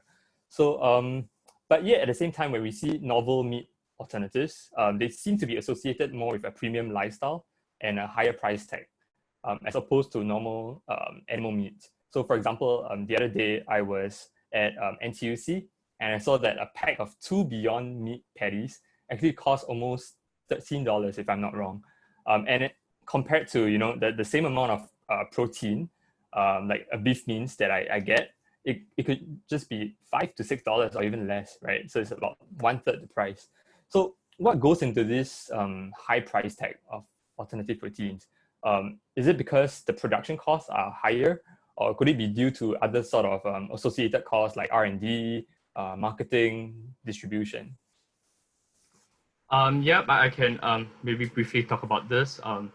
What I guess is because companies, when it comes to produce alternate proteins or even plant-based meat or even cell culture itself, they really have to invest a lot of time in the R&D section to get to patent their technology and the ingredients. So definitely, I would say they spend a lot of time and money in R&D and they have to maintain this amount of money with them so that they can always innovate new products. So I mean, one of the good examples is we have been working with our co-op companies like Future and Corona. You can look through how much time they have invested in their product and then try to formulate something that tastes good and then does get the right nutritional content as well as also cater towards the Asian palates, because I would say that Impossible and Beyond, they look into the Western style like beef patty, but these are not really very suitable to the Asian palate. Like we have already mentioned bak chor mee so many times during our conversation.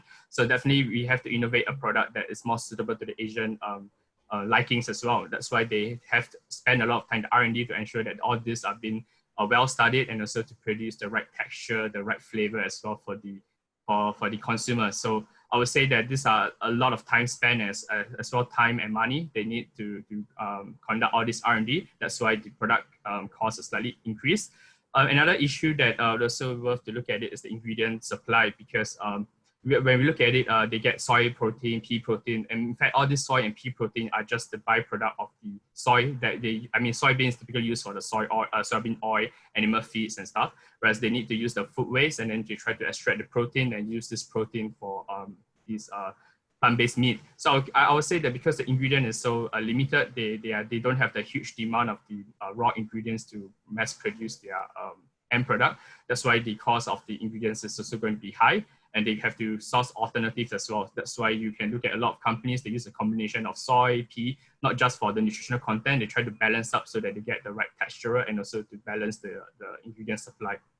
But I guess over time, when the demand of the plant-based increases over time, the demand for the raw material definitely will increase, and then the industry will try to see how to address this increase in raw material.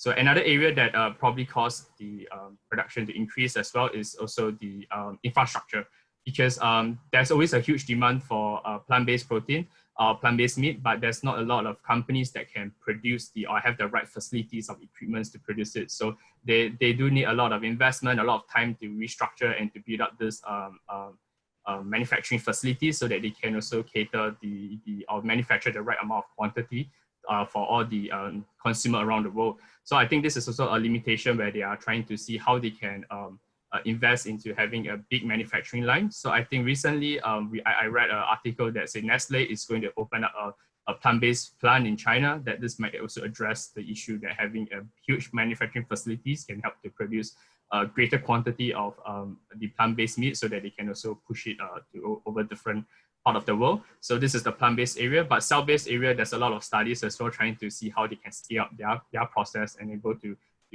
get harvest the right cells and also use it for end product as well. So I would say the infrastructure is slowly building, and then as long as we have a good and rigid infrastructure, I believe the cost for the plant-based material or the plant-based meat will decrease over time. So I would say that right now, yes, it seems very expensive, but I believe all those companies are trying to match the price of the real meat that you see in the market, so that at least they can have a profit margin as well, because this is something that they will try to allow the consumer to spend money, but yet it's not too expensive for them not to buy their product as well. So I think this is something that they are trying to balance up. And definitely I would say over the years, the cost of the plant-based product will drop significantly. I'm really excited for the day that plant-based meat might be the same price or way cheaper. So that will really make my decision a lot quicker as well. Yeah, looking for the day that technology advances and we achieve economies of scale. So I was wondering, for all of us, if plant-based meat price decreases, will we actually consume more? What do you think your behavior will be if the price lowers? Yang-en, so if the 2 patties of Beyond Meat becomes cheaper, will you have bought it? Yeah, definitely. I mean, I feel that maybe the contrast in pricing is what I observe in supermarkets, but I got to say, at least in restaurants. I mean, if you're going to order like, you know, a premium burger set at a restaurant, it's not that cheap anyway as well, right? And we've seen like the price of an Impossible Burger set being about 20 to 25 Sing dollars, and that is actually quite comparable to the current prices of a normal beef burger set out there. So I'm hoping that, you know, on the big retail front, we are able to see greater cost competitiveness so that more people can actually cook it on a daily basis, and we don't really have to just rely on, you know, restaurant options or outside options to get these products. Yeah. Right. Let's see how our audience think about this as well. Yeah, sure. Yeah. Oh, that's great. Yeah. That's great. So VIV, Big Ideas Ventures, let's do it. Let's help these startups, you know, reduce their costs and make it more competitive. Looking forward to that. Yeah. So on the last factor affecting, you know, our consumption choice, a lot of alternative protein right now is consumption is driven by the younger generation. For example, the Gen Z and the millennials. Based on a survey done by Impossible Food last year, more than half of the US Gen Z population consume plant-based meat at least once a month. That's a great amount. Yeah, they feel like plant-based meat is generally more sustainable for the environment. So do you all think that plant-based meat is more sustainable for the environment as compared to conventional meat? True or false? Wow. I'm actually quite curious. Maybe we have more Gen Z and millennials in the audience. I think we are all Gen Z and millennials in our heart, right?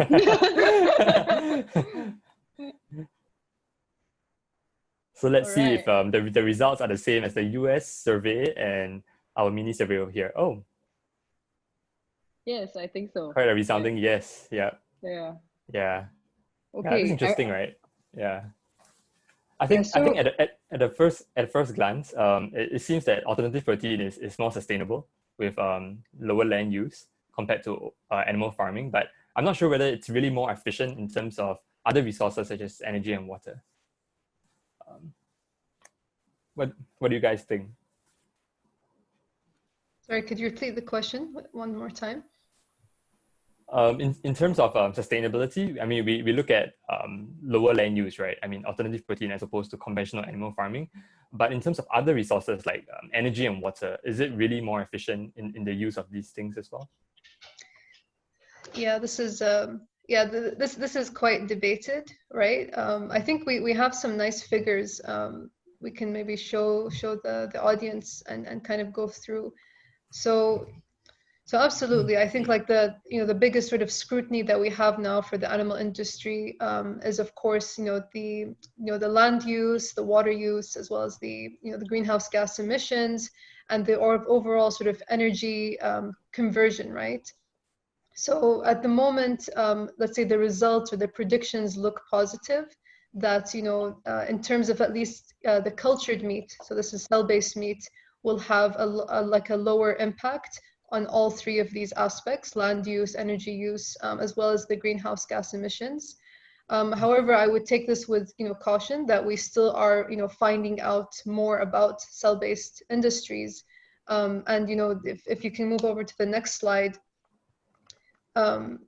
So there have been some debates. So the figure on the right is actually from the World Economic Forum, and there the predictions are that the cultured beef might have let's say higher emissions, especially of CO2, and this is more towards the production plant. So I would say that there are some debates going back and forth as to how much energy will be used and what are the what the impact will be. Going towards the plant-based space, so there are sort of huge optimisms that this will be a much more cleaner industry, especially in terms of the water use, the land use. Of course, if we can enhance this through innovative farming solutions, either through hydroponics systems, or other kind of alternative agricultural systems.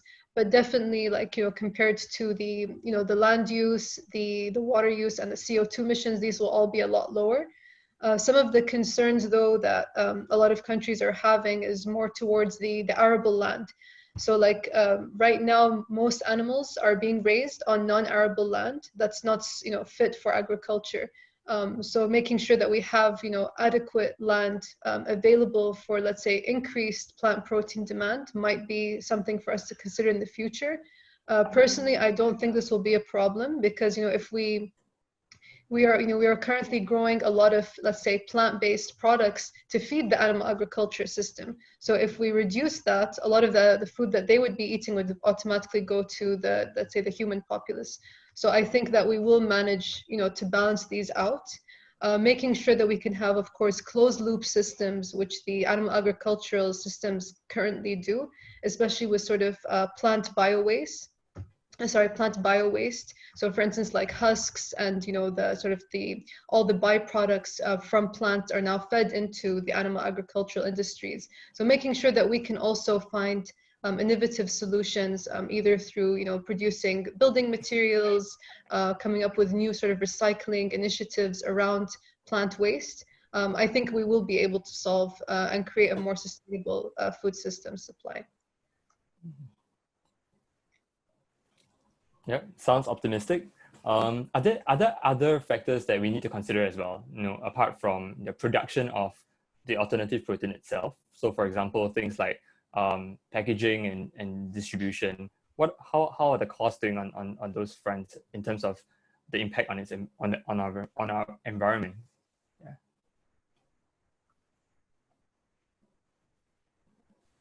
I think this is Dr. Matthew. Dr. Matthew, yeah.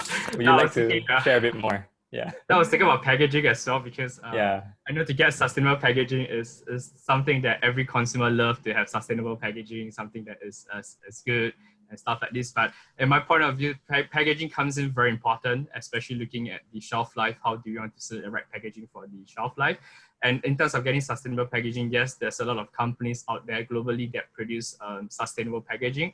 But we have to consider that cost of the packaging as well, because to get the sustainable packaging, the cost will be higher, and definitely this cost will eventually implicates into the consumer as well. So the consumer has to pay the high amount of cost that you will say, like for instance, you get a bag of potato chips, and then these chips are using the normal conventional packaging. It costs you, like for Lay's, it costs you almost $4 in Singapore. What will happen if they, instead of using the conventional type of material packaging that used for Lay's, they convert exactly the same Lay's, but they use a very sustainable cost of material, and they charge you $7 for it. So this is something that you have to think about, and we also definitely have to wonder how long it takes for this company to produce something that's sustainable in terms of packaging, and as well to lower the cost as well, because I would say that sustainable packaging definitely has a lot of things to consider as well in terms of the functional properties of the packaging, whether does it provide you with the good barrier properties, and you have to look at how you want to produce it as well, because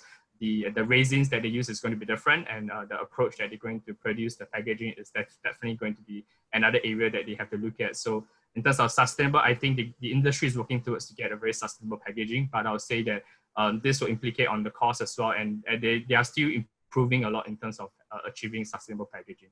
I'll guess it's more, from my personal point of view, I would think it's more like we can educate people to recycle or reuse the packaging more often. Like for instance, if we know this a Coca-Cola bottle is a PET bottle, we all should segregate it, and then we can recycle or even reuse I'm not reuse, but more on recycle the packaging or the bottles that we have. That definitely will also helps to will contribute to the environmental issue as well. Yeah, I think probably reducing single-use plastics would be key to this eco-sustainable packaging kind of movement as well. And I'm really excited to see more solutions come up in this particular space, because right now so many people are doing deliveries and takeaways, and so much plastic and materials are actually being wasted from day to day. So really looking forward to this solution sometime soon. Okay, so I think we're left with less than 10 minutes. So let's take some questions from the audience. Jaden. Yeah, I like this question by Ravi Shankar. He asks, nice. How does plant-based protein fit into Singapore's 30 by 30 strategy? Are we able to produce any alternative protein in Singapore? Super curious about this, because I think this will really ramp up the whole segment. What do you guys think about it, Dr. Dalla, Patricia, or Matthew? Okay, let me start a bit. What I guess for the Singapore initiative, like 30 by 30 strategy, is to be 30% self-sufficient in terms of nutrition. So definitely in terms of getting plant-based protein is an area that we can use different process to get the right protein. I would say another area is cultivated meat, where they can also use like bioreactors area to harvest the cells to get the nutrition from the cells to produce, to achieve the protein that we need. So I would say that a lot of companies are working towards that in Singapore. Like Shomit is the best example that we can look at, is to using a clean, sustainable approach to produce nutrients or a good end product like the prawn dumplings. So I would say that a lot of companies looking into how we can look into producing some alternate protein spaces. You can be plant-based or you can be cell culture. And I believe there's a lot of local companies as well looking into producing a clean approach of meat culture. So I would say yes, with the support of the government, definitely we can push this above to something that address this issue. And the companies in our cohort as well are working really hard, doing a lot of R&D work and to make sure that they can also produce or meet the requirements by the 30 by 30 initiatives. Yeah. Will Dala or Patricia got anything to add on? Yeah, I'll tack something on. I think also at this point, you know, with the way that we're consuming meat and also the nature of, you know, Singapore itself, there's a lot of reliability or reliance on, you know, external imports or, you know, partnerships with neighboring countries, to the point where it's, I think if a lockdown such as COVID has shown, it's very important that Singapore thinks about its future in terms of how it can feed itself in a sustainable way. And I think it's one of the greatest sort of hubs for that to happen. You can see VCs popping up, not just in Singapore, but around the region to really facilitate that. And I think plant protein is one of the better, like, you know, definitely one of the more efficient ways to grow, to go in terms of achieving those goals, especially considering, you know, land use and sort of the available resources that we have. So it's really nice to see sort of all these VCs in the food tech and agri-tech industry really like sort of honing in all of their resources to make it happen. Yeah. And I would just add there, like, I think, you know, being in Singapore, you know, it's such a great sort of ecosystem, you know, where you have, you know, adequate sort of government support, you have the right kind of like MNC environment that, you know, I think we can all at BIV agree that are, you know, they are super collaborative and cooperative at sort of, you know, promoting and enhancing the alternative protein space. So I think, you know, we are really well positioned to, you know, disrupt and really enhance and accelerate, you know, let's say the alternative protein industry. So, you know, I think that, you know, everyone will you know, should be feeling very proud to be in Singapore, that, you know, they're the ecosystem, the environment, all the players are really putting us up to be like the leaders in the field. Yeah, so I think you guys mentioned about funding, and we have a question on funding as well. So basically, how's the funding environment like in Singapore for alternative protein startups? And I mean, given that you guys invest in alternative protein startups yourselves, what are some of the things that you're looking out for, in your investments? Okay, I'll take that one first. So in terms of our investment thesis, so, you know, even though we're focused on alternative protein, we actually have a very wide scope around it. So we look at everything from, you know, consumer product goods. They could be, you know, plant-based alternatives to meat, dairy, and seafood. But we also look at the sort of the ingredients, and any kind of, like, say, tertiary, let's say, industries that are affiliated with this. So this could be manufacturing, it could be kind of additives, snacks as well. So, you know, we're quite broad in terms of the plant-based space. And then when you look at sort of the cell ag, so we look into, of course, supporting biotech companies mainly that are working on, you know, producing, I guess, like all the steps throughout the process. So it could be working on materials, you know, biomaterials, reagents, media, growth factors. It could be working on, you know, scaffolding, you know, to help these cells grow, as well as the equipment related to these, you know, pilot plant facilities, such as the bioreactors and other, you know, systems that might be implemented. So we're quite broad in our investment thesis. In terms of the investment opportunity, you can really see that, you know, in Singapore as well as in Asia Pacific, there is a growing space of, you know, investment funds, either VCs or, you know, other kind of investment houses that are geared and focused towards, you know, future food technologies, including alternative protein. So this has been going on for the last, let's say, 3 to 4 years, where you're having sort of more dedicated focuses on, let's say, the food sector. And especially in Singapore, we're really glad to say that we're the first alternative protein sort of investment fund, but there are a lot of other investors that are very keen to implement and adopt, or let's say include alternative protein startups into their portfolio. So it's a quite a vibrant ecosystem in Singapore and in Asia Pacific. Patricia, Dr. Matthew, do you have anything to add to that? I would say, I guess the time is running out, but I would say if you want to know more information, you can feel free to drop us email or stuff. We can give you another 1 hour sessions of a lot of different in-depth about side investment we do, because I guess we are running out of time, but we have a lot of time on our side. So just feel free to keep in touch with us, contact us as well. Yeah, actually, maybe just to round up. Sorry, Patricia. I said, and definitely check out our portfolio companies. Oh yeah, definitely. Some incredible things. Yeah. Okay, so maybe just a quick final question to round up today's session. It's going to be a short phrase and you just have to answer yes, no, right? So do you think alternative protein consumption is going to become the norm? So yes or no? And in 2050, how do you think we will be consuming alternative protein? I would say yes. I would say yes too. Yes, of course. That's what we're all striving towards. Yeah. Right. And how will you be imagining consuming alternative protein? I think as the younger generations sort of graduate through the years, they'll definitely be more conscious of a lot of the way that they eat, as you can already see now. So I think in 2050, if not most, then approaching most people would be consuming, at least in some way, alternative protein.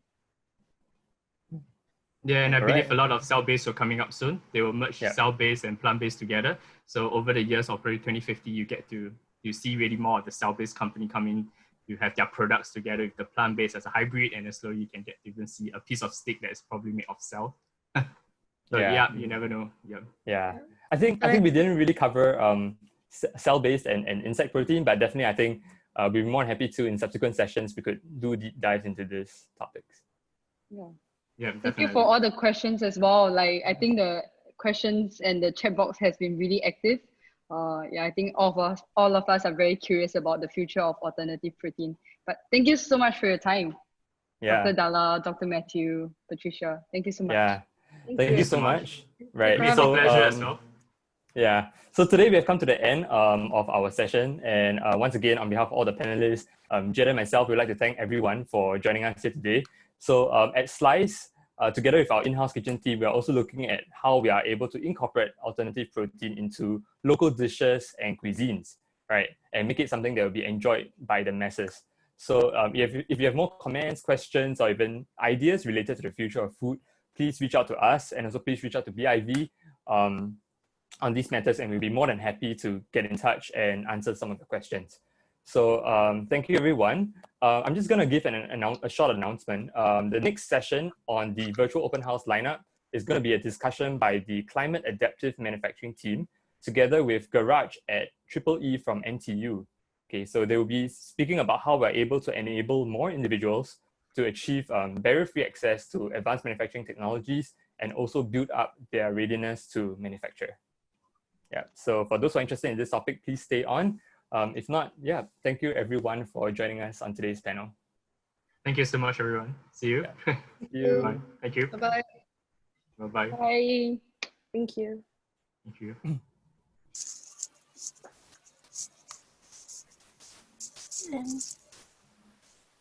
Thank you.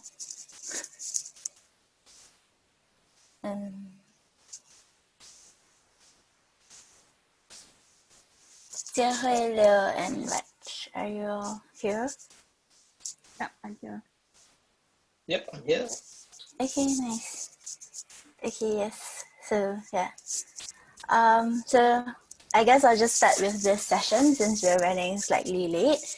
So today I have with me, I'm Shenhui, and today I have with me Leah, Raj, and Jiehui. So the three of them are all undergraduates from NTU, and Jiehui and Leah have been working with us on our climate adaptive manufacturing project, developing a planter box, like a modular one. So they'll be first sharing more about their modular planter box in today's session. Then we would go into a short discussion with Raj from Garage at EEE to basically talk about how we can enable more, we can capitalize on the makers movement and kind of enable more students especially to work on projects with us. And yeah, so Jiehui and Leo, do you all want to start with your presentation on the modular planter box? Yeah. Okay. Hello everyone. So thank you for joining us today. Yeah, and I have been working on this planter box since the start of the year. And a bit of background about us, we are both mechanical engineering students, but this is actually our first venture into product design. So before we showcase our actual planter box, I wanted to take a step back and share with everyone our design process. So our initial design was actually inspired by the helical structure for DNA, hence the theme Garden City DNA. We wanted to build a spiraling structure with the individual modules and use it to support crawlers, and this was more of an aesthetic piece. So unfortunately, circuit breaker happened and we had to work from home. And there was just no way we could fit that large helical structure in our tiny HDB flats. So we asked ourselves, how can we adapt our initial design to our current context while retaining the essence of the Garden City DNA theme? And at that point in time, Malaysia's MCO also got a lot of people panic buying food, including my own family. So this made me realize how fragile our supply chain is. And the thing is, it's not easy to grow food in our own homes. We have so little space. And while there are HDB gardens like these, it's often very cramped and messy and subject to HDB regulation. So we wanted our planter box to change this, and we want to encourage every household to grow their own food. And our planter box enables them to do so because it will complement the space that we have. So when we refreshed our design, we had three things in mind. So of course, it had to look pretty. And we also narrowed it to 3 different types of plants here that was more suited for HDB growing and more commonly eaten in Singapore. And most importantly, right, the structures we built from the modular unit has to be able to adapt to the HDB common spaces. So this is what we came up with. This is the modular unit, and when you have many different units together, you can actually have many different permutations of structures that fit nicely into the HDB space. Okay, thank you, Jiehui. So now we'll share you more about the design aspect of this modular planter box. So first of all, our primary concern is its modular feature, as we want people to exercise their creativity and have fun while growing crops. So we hope that people can enjoy using this modular feature to build the different structures they desire. So our planter box can be joined in 3 different ways using the stick and hole mechanism, similar to the Lego style. So we can join the modules side by side using either the triangular face or the rectangular face, or even the rectangular face at the back. So in this way, in order to secure the entire structure, we also introduce a hook mechanism in which our design boat is linked to the 2 modules through the wall and will be secured with a cap. So our boat is also designed in a hexagonal shape to provide more stability compared to a regular cylindrical shaped boat. Next, we have also introduced a slab mechanism in which you can cover up the holes in the modules with the different slabs. So it's up to you where you want to put the slabs and how many slabs you want to use. So this allows you to vary the degree of light intensity for plants with differing needs. There are 2 kinds of slabs which you can use, one with holes and one without holes. So this is designed for the case when the module is inverted and needs drainage through the holes. So it can also be used to regulate light intensity. Lastly, we have a drainage system with holes at the back of each module. There is also a bottom support and a tray that comes with each module so they can collect water and prevent overwatering the plants. If we were to stack the modules vertically, water that drips down from the upper modules can also be recycled to the plants at the lower modules, promoting sustainability. Okay, so we have actually 3D printed a module, and this is how it actually looks like.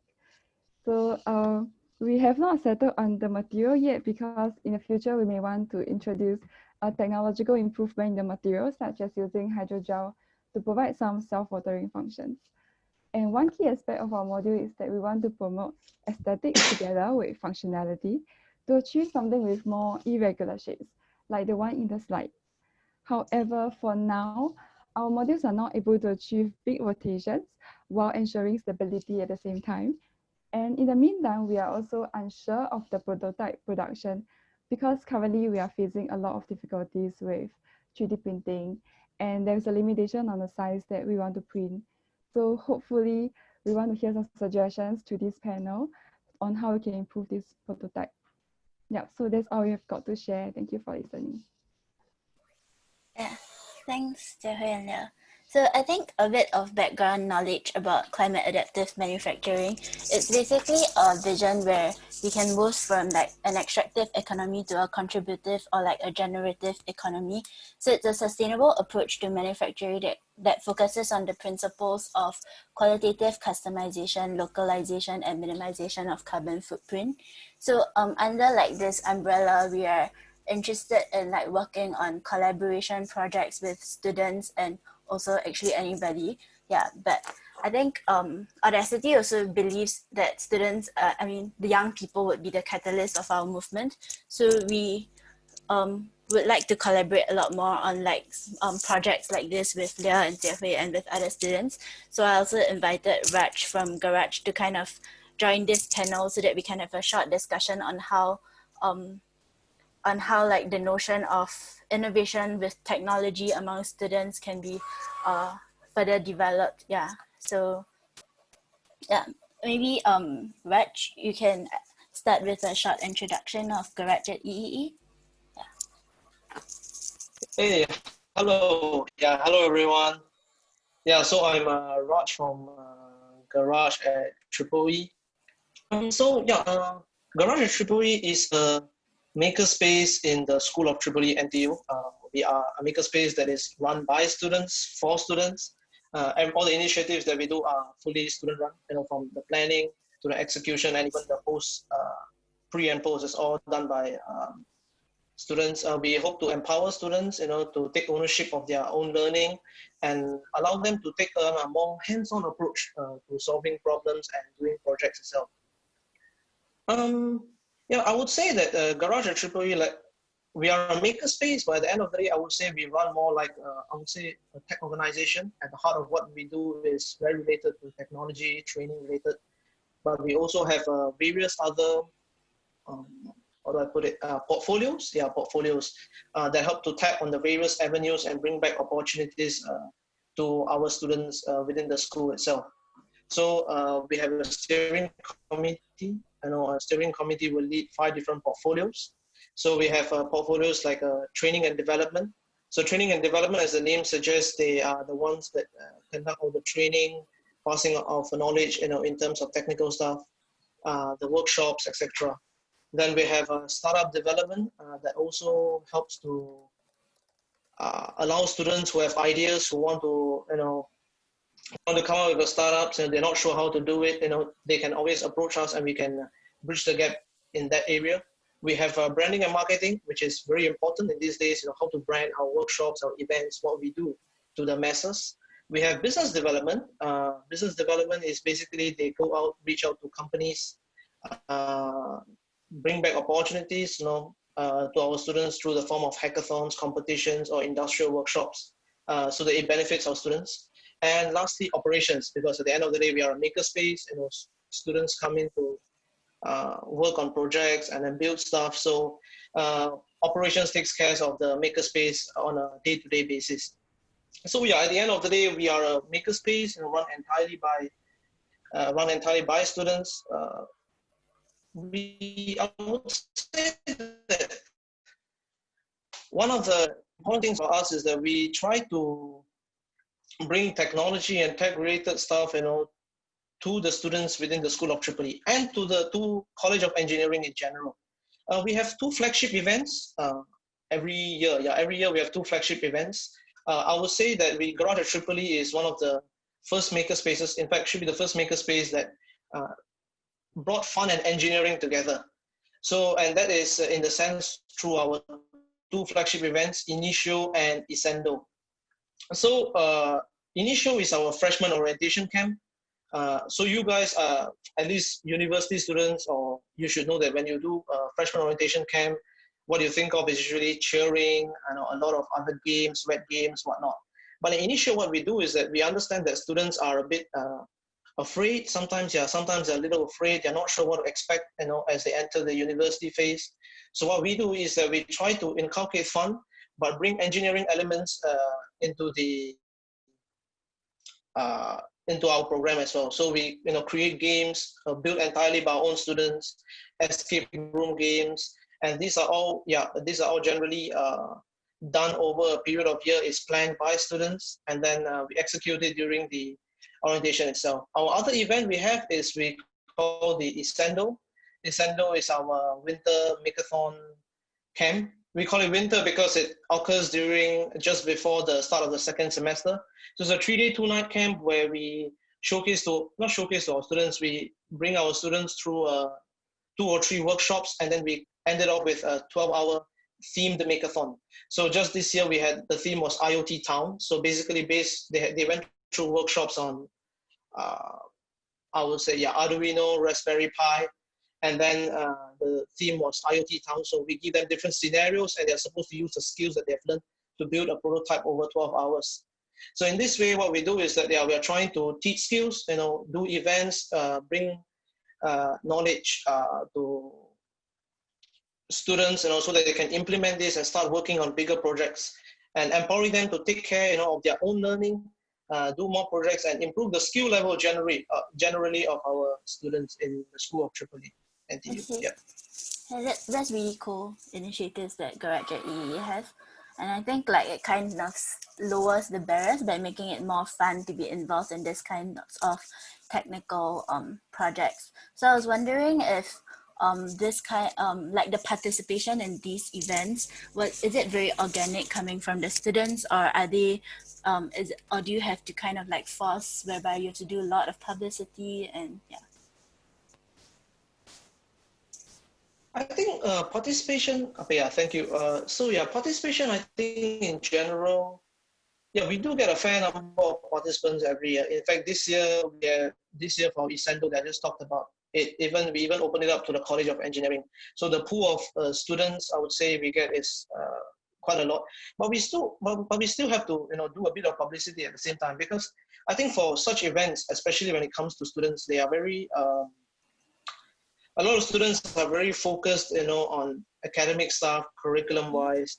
So it's always a bit hard, for them to think out of the curriculum. It's just a mindset thing. So whenever we do any workshops, we do any events, we try to do a fair bit of publicity. We do get the numbers, but we always try to aim higher and higher, because we think that, by bringing students from different backgrounds together, by bringing them, from various disciplines, it will help one another to get viewpoints of one another, how different disciplines solve problems. And I know it contributes towards a more holistic problem-solving method. What about Jiehui or Liao? How would you describe your peers' comfort levels on kind of being involved in this kind of makers culture, and then therefore working on projects and innovation? I think that among engineering students, even though we are already engineering students, the comfort level is still not very high. I think people still have the stereotype that there's this very steep learning curve to learn to start doing, or you need to get a certificate to get start doing using 3D printer or using other softwares. So I think since it's already very high, the comfort level is really very low in engineering students, it may be worse among general students. So it's quite worrying. Yeah. I think to add on, maker culture at the end of the day is an extension of the DIY movement. But I would say that DIY is actually pretty common among students, and it's getting a lot more popular. I have so many friends buying sewing machines and trying to make their own jewelry or decorations. But it just seems like when it comes to 3D printing something, it feels like a whole different ballgame, and it's something only for engineering students, and you require a high level of technical expertise. But the truth is, actually, sewing is just as difficult to master as 3D printing. So I'm really curious why why there is this mindset around how makers movement is only limited to people in tech. Yeah, true. I think as with COVID now also, we see that like it's really much more important for students to build up on their skill sets and maybe like in a certain way the technical capabilities to be able to come up with more innovations or solutions that will actually allow like our communities to be more decentralized and supply chains to be more localized. So I think you guys raised the point whereby like the kind of movement here is very technical, and there's a mental barrier where people don't feel that comfortable adopting technology. So I was would you guys have any inputs on how we can, like what kinds of systemic shifts would be needed to kind of encourage more students from different backgrounds to overcome this mental barrier, like even outside the engineering school?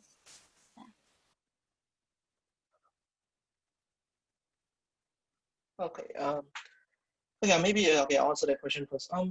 Yeah, I think systemic shifts, like I mentioned just now, yeah, first systemic, one of the shifts that we need is shift in the mindset and attitude of our students. But at the same time, I think while you are trying to change the mindset of the students, what is more important is that maker spaces, maker events, should do more publicity and branding in the sense. I think that is equally important as well. I mean, if you want to change mindset, it's easy to talk around, but really we have to publicize and tell them why. Why is it important in the first place? I mean, we talk about COVID. I mean, COVID-19 is rapidly showing us that, in the future it's going to be rapid digitalization. The winners that are coming out of COVID-19 are those who have embraced technology. So in the future, I think we can only experience, more of this stuff, more technology-related stuff. It's even more important that students start learning this various skill sets, start adopting this mindset of problem solving, working on projects so that they can build bigger stuff. But then again, for them to even get there first, I think one of the first things we have to do is that maker spaces, like for example, like Garage at Tripoli, we have to always focus on doing more marketing, more branding, telling students why, for example, this workshop, say Arduino or Raspberry Pi, why is it important in the first place? Must tell them, this is important for prototyping. If you want to prototype, you want to build something, these are one of the first steps that you have to take. Then once you tell them why, I think then they will start to realize that, oh, I need this in the future. I can see where you're coming from. Then they can come on board as well. So firstly, I think it's also, it has to be branding to a certain extent, telling people why we do. Having a space is not enough, but showcasing what you do is important as well. Second thing I would say is that to reduce the barrier entry, I would like to just point to the fact that, for example, our initial that I mentioned to you just now, our freshman rotation camp, involving fun to what you do is a very good way of getting students to come on board, this maker spirit as well. Because I think the people, like Tia Hui mentioned, that why do they think that this is only restricted to engineering students? So I think at the end of the day, if you take out the barrier that, that this is by inculcating fun, you are showing them that it's very interesting. You can build many more stuff, based on what you learn. I think it's really going to get more people to come on board.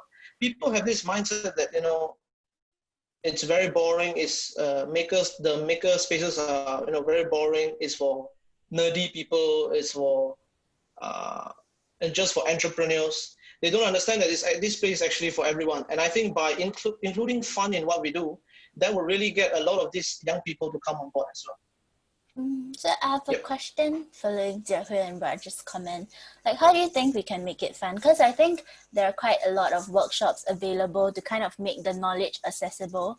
But then there's still that mental barrier whereby like, it's available. It's like the prerequisites are you don't need to know anything, but then people are still not attending. So how do you think we can actually make it fun or like rebrand maker spaces? Yeah.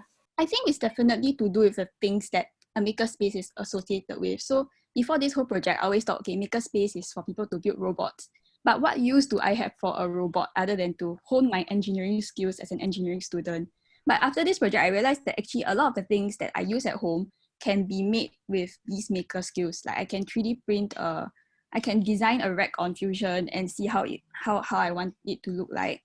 And I think perhaps the answer lies in trying to localize the products you make in these maker sessions to be more household usable items. So for example, it can be even things like so for example, recently with the COVID mask shortage, there are a lot of people 3D printing the mask hooks. So I think if we can make the maker sessions more focused on making things that you use every day, people will start to see that these skills are not limited only to people who build robots, but it is important for everyone to know and be able to build the things that you need at home. Okay, just to add on, I think that Singapore is a very practical society. So like with everything they do, they kind of want a certain reward associated with it. So I feel that the best way to inculcate this kind of maker spirit is through school education, and maybe should include more hands-on modules in school. So for what I know, there is this O-level course, like it's quite old, called DNT, which teaches a lot about hands-on building things. But MOE made it an optional course, so a lot of people just don't want to take this course because they're scared that they may not be able to handle it, may not be able to get A for it. So I think maybe it would be good to have more compulsory courses like this for students to make them realize that it's important to have hands-on skills, especially in the future economy. So yeah, I think you should start from students for now. Sorry, I was muted. Yeah. So I think there's an interesting comment from Brian. He said like the two factors: why make something myself if I can pay someone to do it, and the fear of failure can be a big hurdle for people to take on such projects. I think, yeah. Do you have anything to like respond to this comment? On like, Raj, would you like to take this question? Like, how do people overcome this kind of hurdle? Oh, okay, sure. I think that is that's a very good point actually. The fear of failure actually stops people from even joining in the first place. I think the solution to such cases would be to is to allow a support system to be established within the projects itself. For example, if I would just give you an example that we had in Garage Triple E. I think sometimes whenever we get onto doing some projects, while the students are doing projects, obviously they fail from time to time, but we always put a senior who is more experienced, who has done many projects before, has been successful. We attach a senior to this group who will always guide them along in case they fail, who's always there to encourage them and tell them how to navigate the various pitfalls that they may fall along the way.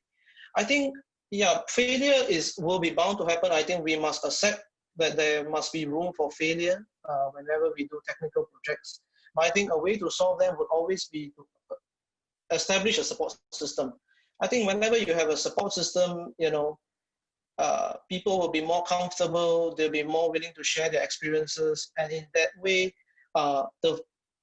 whenever they fail, they won't be afraid to try again and get going on, because with the experience they're getting and also the companionship that they have.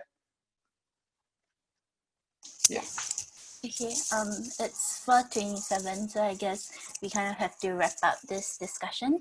Yeah, does anybody have any final comments to make with respect to like how students can be, how we can get more in collaborators among students? If not, then I guess I'll hand the time over to Project Share. So Project Share envisions a sustainable human-centric future community enabled by innovation. It is a joint initiative by Ecolab Center of Innovation for Energy and Mistletoe to bring about a change in the design of future cities with the concept of sharing and resource efficiency. Yeah, so Chachen and Ritika will be sharing more with us about the realities of living off-grid. And thank you, Raj, Leah, and Jia for your time. Yeah, so please do stay on if you want to join Project Share sessions. Thank you. Thank you so much. Thank you.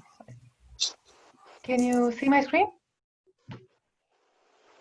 Yes. Okay. Yeah, I think you need to magnify. Now it's actually in the presentation mode.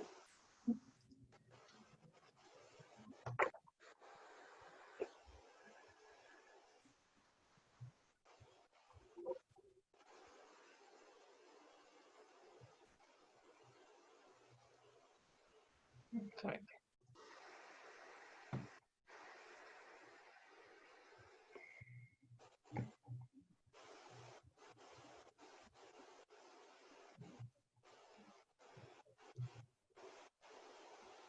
Can you see it now? Yep. Okay. Yes.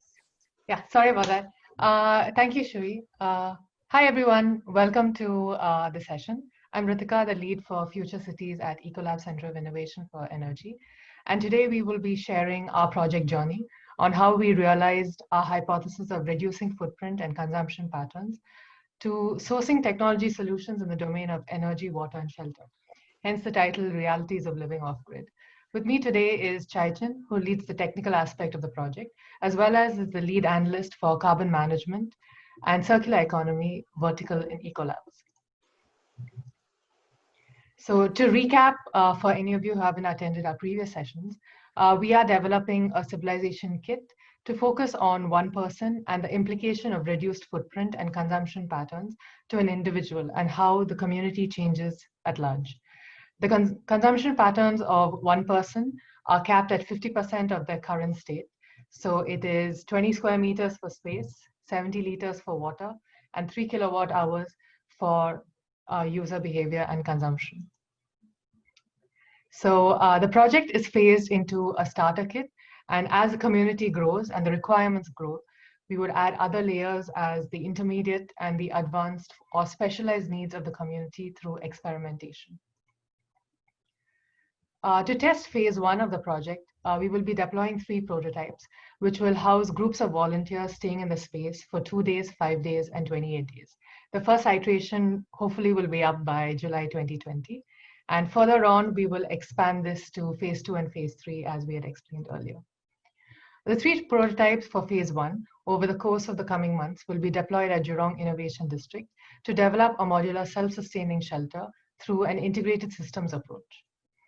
So let's get into the details and specifications of the system that we are looking at for iteration 1, which is energy, water, and shelter. The first one being shelter. This is a common image that comes to mind when we think of housing in Singapore. It's a very top-down approach, and there is no individual personality or flexibility in a unit configuration. So we thought, is it possible to create a functional unit which is still democratic, reflects individuality and flexibility of form? So we had to pretty much go back to the basics of how much one person requires. Can we unitize and define the minimum order of space required for single occupancy, a double unit, and a family in terms of bed space, storage, office space, circulation, and toilet space? So we came up with a spatial matrix. We isolated functions that can be shared or communal in terms of cooking and dining. And on a conceptual scale, we could look at a matrix where people could unitize or purchase space and shelter independently based on the value of that resource that they need or their requirement at that point of time. The freedom to orient your home or grow your home as and when you need it. Coming up, I'll be sharing 2 student projects which summarize the idea of varying scales. The first one being transitory spaces, where the students thought of fragmenting a house itself. So can we look at plug and play units for a kitchen, living, and toilet space with the width of each unit based on the purchasing power or the need of the user at that point of time? The modular space can be individually produced, stacked, and transported very quickly. The students explored ideas of 3D printing or using wood, sustainably sourced, of course. So this is an idea of what they had shared with us. The next one was a concept of mono, where the students used the philosophy of monotasking, minimalism, and Marie Kondo, so creating spaces that spark joy. The students took the idea of compartmentalizing to a whole new level, where they created an app to organize space and track the utility and function of each space. The self-sustaining unit would be a hybrid of water systems, energy systems, and compostable toilets.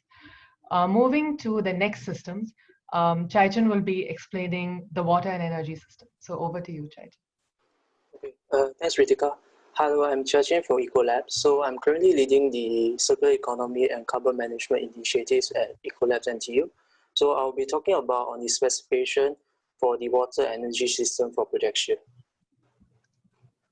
Okay, so this figure actually shows a typical centralized water system in the Singapore context, whereby natural sources like rainwater or seawater are first collected, and then they actually being transported to the nearby waterworks for further treatment. These treatment processes include coagulation, sedimentation, filtration, disinfection, as well as bio and chemical treatment processes. Later, all this water will be transported for public and industry use. So what are the challenges and also the main motivation to actually get away from a centralized water system? First, a centralized water system could not supply water to decentralized or rural community. This is because such communities are usually sited far away from any nearby water supply. In addition to that, there's a lack of water circularity component in most common centralized water system. Yeah. Okay, this figure actually shows the typical water consumption patterns for a household in Singapore, whereby majority of the water consumption originate from shower, toilet flushing, kitchen uses, as well as laundry. So for project here, our aim is to actually halve the consumption from 140 liters of water to 7 liters of water by means of recycling or other water saving solutions. So what are the requirements specifically for project here in terms of for portable and non-portable users? So for non-portable users, we are looking at a grey-water recycling system as well as a rainwater harvesting system. Whereas for portable users, which is for drinkable users, we are looking at an atmospheric water generator, which can generate water from humid air. So this figure actually shows the overall layout of the proposed decentralized water system. Firstly, what are the requirements for the rainwater collection or harvesting system? So based on Singapore Public Utility Board, as well as National Environment Agency, NEA, so the maximum rainwater tank size is actually 20 cubic meter. And based on most of the figures from journal papers, Singapore government agency, as well as online sources, so typically a rainwater collection system uses 0.8 to 2.3 kilowatt hour, yeah, for every per cubic meter of rainwater. Next, we are looking at the specification for the grey water collection and treatment system. So based on some PUB stacks, a grey water treatment system should actually treat at least 25 liters of grey water per day per person. And such system also should use around 0.9 kilowatt hour for every cubic meter of treated water. Yeah. So such system will actually use for non-portable users as well as toilet flushing. And last but not least is the atmospheric water generator. We are actually looking at a relative humidity of at least 45%, and such generator uses around 0.5 to 1 kilowatt hour for every liter of water being generated.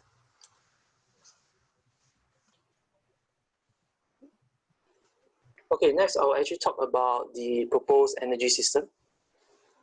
So just to give you an insight, there are two main kinds of energy system. The left one actually represents a typical centralized or grid-connected energy system. So during the day, solar panels as well as the electricity grid are the main sources of electricity to power your loads at home, like for example, your TV, your refrigerator, or air conditioning system. However, during at night, the solar panel will not absorb any energy from the sun. Hence, the electricity grid is the only supplier of electricity to power your loads. In comparison, projection is actually looking at decentralized or off-grid energy system, whereby during the day, the solar panel will actually absorb the solar energy and store some of this energy in the battery itself, whereas the rest of the absorbed energy will be used to power the AC and DC loads. However, during at night, the stored energy in the battery will be slowly dissipated to actually power the AC and DC load at your home. So what are the challenges and constraints typically for a renewable power system? So this figure actually shows a typical power system that actually power using solar panels, whereby if we actually consider the grid-connected power system, which is actually shown previously on the left for the left figure. Such power system actually undergo a lot of instability in terms of the frequency as well as the voltage. Secondly, it's actually the irregularity for solar production due to the change in weather, like cloudy or rainy days. Okay, this chart actually shows a typical electricity consumption pattern for household in Singapore. The majority of the consumption is actually from AC, aircon, refrigeration, as well as high energy intensity electrical appliances. So what are the requirements for projection in terms of the energy system? First, we are looking at a compact battery pack that can be easily transported. Second is the use of renewables like solar or even wind energy. Next is actually smart sensoring to be installed at all major electrical appliances. And last but not least is energy monitoring system. Okay, so this is actually an overview of the proposed decentralized energy system. During the day and night, you can see the flow of electricity between the solar panels as well as the battery. So firstly, we actually need a solar panel of 5 kilowatt peak. We actually account the efficiency losses. Secondly, is a battery capacity of at least 20 kilowatt hour. And this battery should actually have a backup storage for at least 2 days. Okay, last but not least actually is a smart energy monitoring system, as well as sensoring to monitor the energy consumption of each electrical appliances at our home. Okay, so we're also looking at other interesting or potential technology. So the left one is actually a technology called hydro panel. It's a combination of solar panel as well as water generator. So this particular hydro panel can actually absorb solar energy, and it uses that energy to actually convert humid air to drinkable water. The left one actually is, the right one is the typical composing toilet or flushless toilet, which actually uses less water compared to the original toilet. And also it helps to increase the circularity of gray and black water. Okay, so this actually is end of our presentation. Thank you for your time. And for projects here, we are actually looking for technology providers to actually help us to build the civilization kit. We are also open to any educational as well as outreach partner to help us in the various outreach and community projects. Thank you, and we are open to the floor for further questions.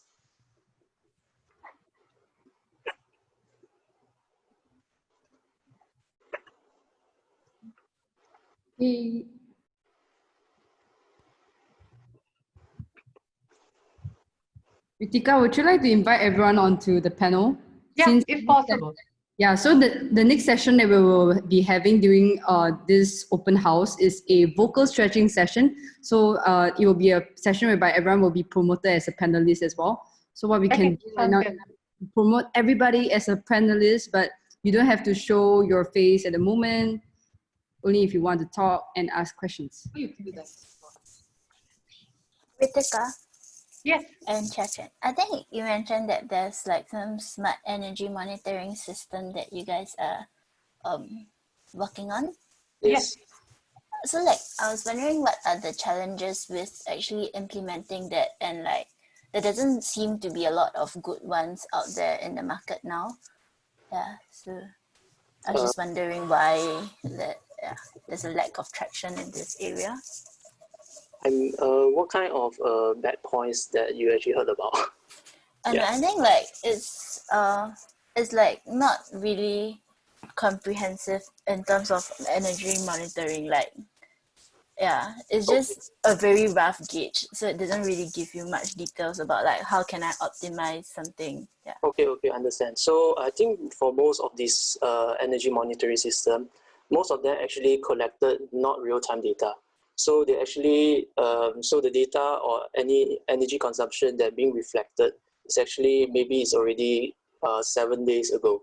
So for such a monitoring system, we actually cannot see the latest data. Another thing is actually in terms of the data granularity, whereby some system, the monitoring system, they only can see overall, okay, how much energy consumption is being used for this house. but they cannot dive very deeply into what is the energy consumption for each appliances. So we actually, for Ecolabs, for example, we already have some startups, like for example, Pylon City as well as Data Crew. They have a very detailed and more real-time energy monitoring system, whereby they can actually track online and provide such interface or GUI to all the customer for them to actually real-time track what is the energy consumption of each appliances at their home. So I think that's actually the more, I would say, in thing for now. Yeah. Does real-time tracking mean like we have to change our appliances all to smart devices, or is it kind of like compatible with the non-smart fan or light that I have?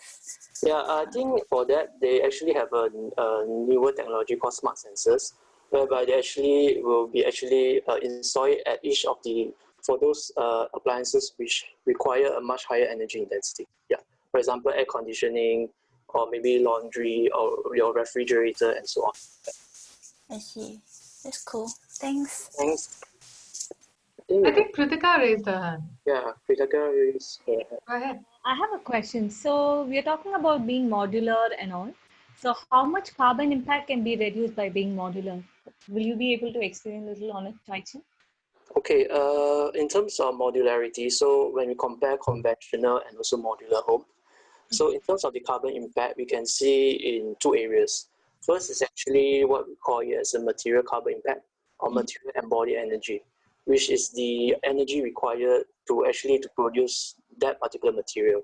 So for modular home, you can see that usually for the walls or even the slab, they are much thinner as compared to conventional homes. Secondly, most of the modular construction company, they will actually use more sustainable materials like laminated timber as compared to conventional concrete. This is the first. Secondly, we can see in terms of the construction period. So modular home actually takes lesser time to build as compared to conventional home.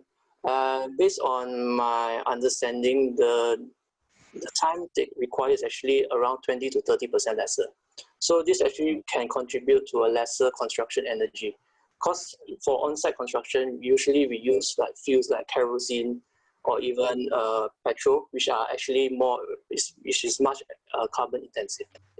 So we can see in terms of the material as well as the construction aspect. Okay. Thank you, Kritika. So Chaichan, what would you think would be the best material to use right now in comparison? Actually, there's a kind of material called green concrete promoted by Singapore Building Construction Authority, or BCA. So green concrete actually is a composition between the raw concrete plus some other recycled aggregates, which are actually used for pavement or roads or even lanes. So such concrete actually, BCA actually recommend to use around 20 to 30% for a particular building structure. So this is in order to reduce the overall environmental impact. Another thing will be the laminated timber. So some buildings like in NTU, we have the latest sports hall, the way sport hall, which is made out of laminated timber. So based on some studies in Europe as well in the US, they say that if you actually source your timber or laminated timber from sustainable forests, so such timber will actually account for a much lesser carbon impact. Is there one close by? Yeah, in NTU. Indonesia, I'm presuming. Oh yeah, Indonesia as well. Yeah. So another factor that Ritika brought up is actually the source of our material. So if we actually source it from nearby sources like in Malaysia or in Indonesia, so the transportation energy will be much lesser as compared we import from countries which are much further away. Yeah. Okay.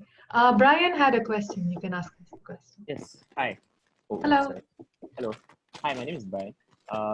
So I have two questions. The first one is, how does all of this fit in with government regulations?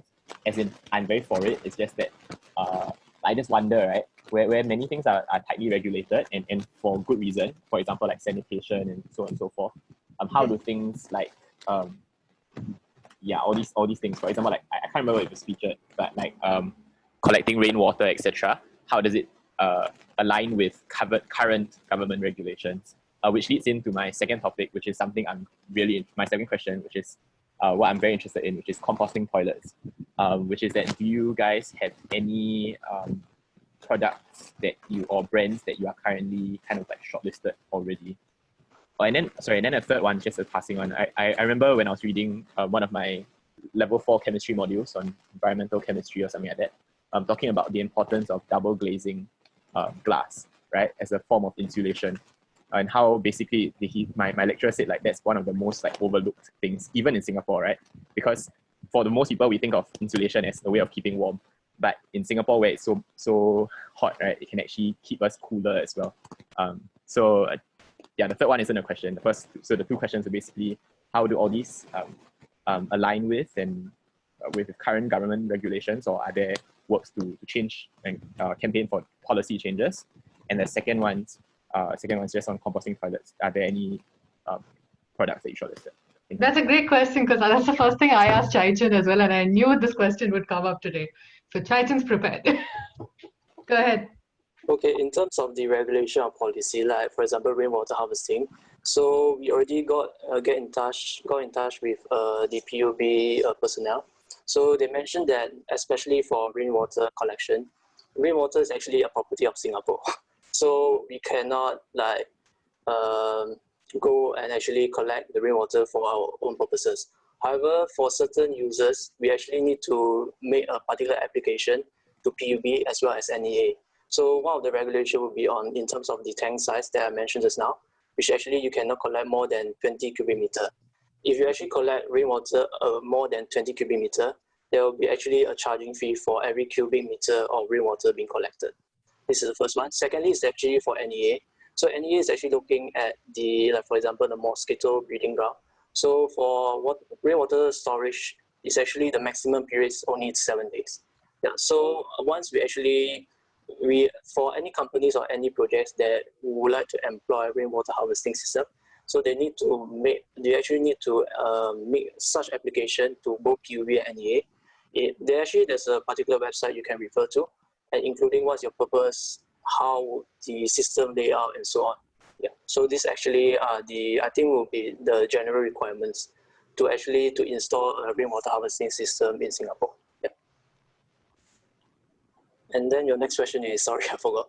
On composting toilets, are there any models that you have currently like shortlisted, or like some companies, for example? Yeah, there are some companies that we actually we are looking at. So I think there's a company called Luwat from UK. So they're actually using sort of like they actually store the black water or even human sewage in this particular toilet and use some innovative solution to solve it. Yeah.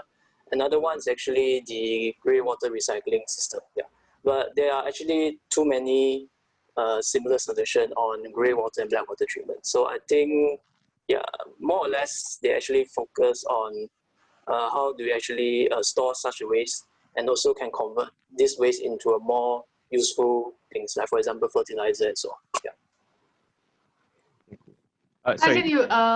Sorry. Luwat also had another aspect where you could generate electricity from black water, which was interesting, but we're still trying to get them on board. Sorry, I don't want to hog the time, but just to consider, because I think a lot of the talk has been on technology, whereas something I'm very fond of is biological systems, right? So I mean, there are also systems which make use of like vetiver as a way of, or reed systems, riparian plants to process grey and black water. So in terms of your research, that might be something to consider also. Biological systems as opposed to purely technological ones. Yeah, so I don't want to hog the time. The next. How long does that take? No idea. Okay. I don't know Maybe personally. We can take it offline and then discuss. Yeah. Yeah. Thank you. Thank you. Okay. So Chirui had the question of green concrete is it green compared to traditional concrete, or is it green compared to other materials? Okay, green concrete is actually in comparison to the conventional concrete. So green concrete actually consists at least 40 to 50% of recycled materials, like recycled aggregates or even recycled concrete. So when actually concrete reaches to the end of its life cycle, it will be actually broken down. So some of this recycled concrete will be used to make this green concrete. Yeah. So this is actually what is meant by green concrete. Okay. Then, do you want to take Taira-san's question of solar panels and batteries are the core of the energy aspect of our project? We did discuss about fuel cells and battery homes. Okay, sure. So I think for fuel cell, like for example batteries, typically for renewable energy system, the conventional kind of battery being used is lithium or even lead acid battery. So currently the startup or the company that we are actually looking at is actually, they are using called vanadium flow battery. So this kind of battery have an advantage whereby it actually can, actually have a huge range of capacity between 5 kilowatt hour to 30 kilowatt hour. So this particular battery can be actually customized for a very huge range of application, as well as if you intend to actually to jump from a low energy to a high energy intensity home. So such battery actually can accommodate such changes. Yeah. In terms of solar panel, maybe I can also answer Xuanhui's question. So we also in contact with a company that actually can uses the hydro panel that I mentioned just now. So such solar panel actually, what I mentioned, they actually is being deployed at the desert in US. So cause desert, they're actually quite barren, and actually it's a relatively open area, which actually can absorb large amount of solar energy. But for desert, there's a very little water sources. So for that hydro panel, is actually killing two birds in one stone. First is to absorb the solar energy. Secondly, it actually can use that solar energy to produce drinkable water for the communities living in the desert. Yeah. And from what I understand, even when you cool solar panels, their efficiency is much higher, right? Yes. So cost currently for solar cells, the maximum efficiency is only 25 to 27%. So, but currently as solar panels actually become much cheaper, and there's currently a lot of huge investment and also a lot of research is being done to actually improve such efficiency. So typically for the solar panels that we are using now is actually P-type or N-type, but they are actually more solar panel which have a much higher efficiency, like tandem solar cell, perovskite, and so on. Yeah. So these are actually at the cell level, but there are still a lot of work need to be done to convert such tandem or perovskite solar cell into solar module, which can be deployed for industry or even commercial users. But for your use of the hydro panel in Singapore, right, does PUB have any regulations with respect to that? I think the only regulation, sorry? Because they are against rainwater, but then they never, I mean, I couldn't really find about water vapor, so I was wondering if you have any. I think for that it's actually similar to the atmospheric water generator that I mentioned just now. So they don't have a typical, rules or regulation on harvesting water from humid air. They only have a regulation for rainwater collection and harvesting. Okay, thank you. Thank you. Touching on Hari's question. Oh, sorry. Atsushi speaking. In addition to our battery question, and what do you think about the potential of the hydrogen storage? Of course, a fuel cell uses hydrogen, so in that sense, maybe stored electricity with the form of the hydrogen, and then using it for fuel cell or something. I don't know if that's part of the idea now, but. Yeah, I think hydrogen is, to be frank, most of the batteries that we are currently using, like for example, lead acid, lithium, actually they're using a very toxic and precious metals. So this material, when we disassemble these batteries for second life users or even for disposal, it can create a lot of problems and require a high cost of maintenance. So actually Singapore, during our recent speech early this year, so our minister actually announced that they're actually looking forward to use low carbon fuels, which include hydrogen. So hydrogen actually can be used for like what Atsushi-san actually mentioned, like hydrogen storage or even for hydrogen production and so on. I see. Yeah, because hydrogen can be used for maybe autonomous cars and also buses and things like that. So maybe much more wider use cases can be. Yes, because hydrogen is actually a much cheaper as well as easy accessible gas as compared to precious metal like lead or even lithium. Yeah. Right. Yeah, and then back to the the quite clean state. Yes, and so it's a clean. Yes. Okay. Thank you. Thank you, Atsushi. Thank you. Okay, going to Hari's question about the future educational collaborations that we will be having. We are working on a parametric tool to evaluate self-sustainability in Singapore and hopefully across the world with Singapore Poly students that's coming up in June. So we will share that the next session. As well as YSI is our youth community partner. So we're always actively scouting for students with engineering background or even non-technical backgrounds to help us co-create our prototype. So can I ask one more question? Yes, go ahead. Speaking about living in Westwood and being able to monitor like our resources, I was wondering if what would be the best way for us to monitor our consumption of like water, energy, food, etc. Metering. Okay, for that, right? So for electricity or energy consumption, it's relatively easy. So there's already a technology which is actually the smart monitoring system, energy monitoring system. For showering, so when I was actually a part of an environmental organization back in uni, so they actually already have technologies to actually monitor water, in which we actually install sensors, like for example at the showering head or at the inlet for the laundry itself. So we actually can monitor the water consumption from there. Yeah. So this is it cheap? It's quite cheap for sensors nowadays. Okay. Especially for electricity. Okay. You were also sharing there's apps that you can use, right? Yeah, for some apps, they actually able to track your, like for example, your carbon footprint in terms of electricity or water. But some of these apps actually requires a manual input. Like for example, you need to know how many kilowatt hours of electricity being used or how many liters of water that you actually is consumed that day. Then you need to input those data in the app itself. So it's actually relatively manual and not automatic. So I think these are some of the barriers that I think for future research they actually can look into. Do you have an estimate on the cost of one of the sensors? Will you guys be able to propose a plan that we can put into Westwood?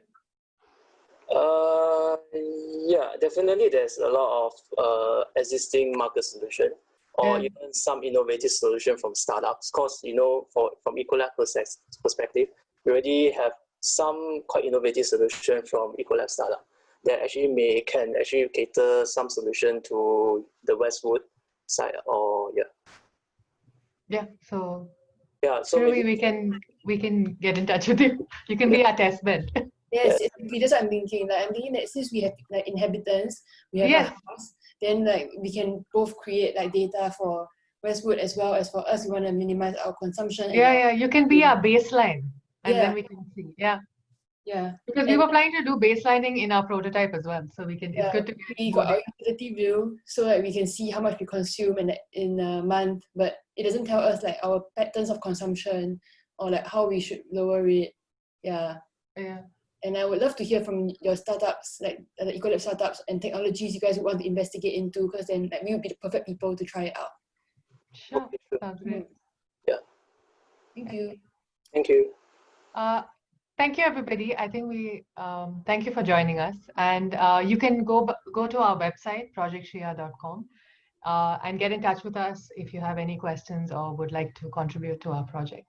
So over to you, Jaden. Thanks. All right, we're gonna have a very, very exciting exercise. Jem will introduce to us what we're gonna do for the next 40 minutes. Yeah, so stay on, guys. We're gonna have a vocal stretching workshop with Chef Boyana.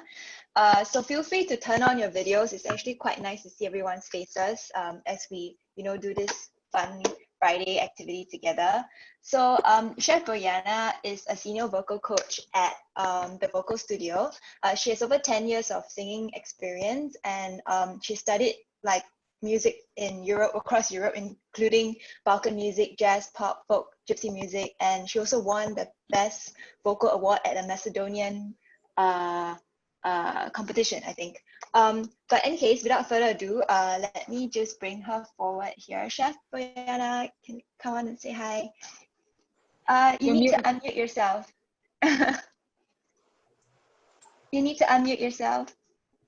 I'm getting a hi.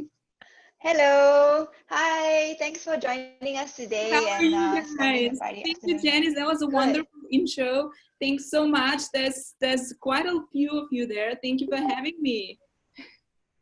Yeah, great. Looking forward to exploring our inner voice and finding that confidence to find the resonance and articulation of our mouths as well. You know how important it is now. We do all these virtual conferences, so it's a good exercise, I think. Yeah. Definitely. All right, few things. Thank you very much for having me. There's 20 something people here. All right, my name is Boyana Fabel, as you introduced me, and I work for the Vocal Studio, and I've been coaching and teaching, as you say, for a long time, and I've been lucky enough to work in very different countries in Europe and in Asia. So that made me very, and I learned a lot from a lot of people. So I've been having Janice for a couple of lessons, and we came to a discovery for her, which she just shared with you, which is the mouth opening factor in singing. So on that note, but there's a lot of things when it comes to singing and how you can get to that inner voice of yours.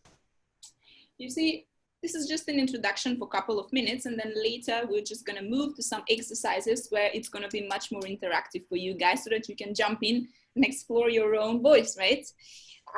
It's very important that we know that it's a good thing that you put this title, Find Your Inner Voice, Janice, because we all have an inner voice. Did you know that if how many billion people we have, about 7 billion, 6 and something billion on Earth, we all have, each and every single person has their own voice, meaning that, we are all very different.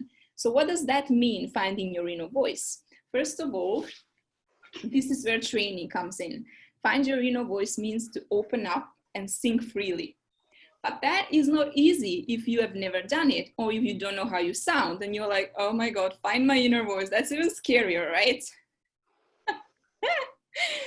So the thing is with that piece, you really have to be very authentic, meaning that whichever song you like, whether if it's Chinese, English, Indian, Malay, there's a variety of things, right? You really have to be able to freely sing what you love, because in essence, when we sing, we open up a lot. So we open up everything. We open up our bodies, meaning that emotions can come out, a lot of things come out on surface that we might not even be aware of. But the problem is when we hear our own voice from a different perspective, you're like, oh, I thought I was sounding a little better, right? So just so you know, there's a lot of judgmental factors in our mind. If you've never done any training before, guys, just so you know. But I want you to, first of all, this is going to be around 40 minutes of a workshop for you today. I want you to feel very comfortable with me today without any restrictions. And you have another, like an extra opportunity to feel that comfort because you're in your rooms, you're locked down. So, you can only see me. You can even shut your videos down. You can do whatever you want just so that you get to yourself a little more. All right. So next thing I'm gonna do, I would like to share, let me see, share screen, yeah, that's there. Where is it? I'd like to share some exercises for you to start with. Stop share.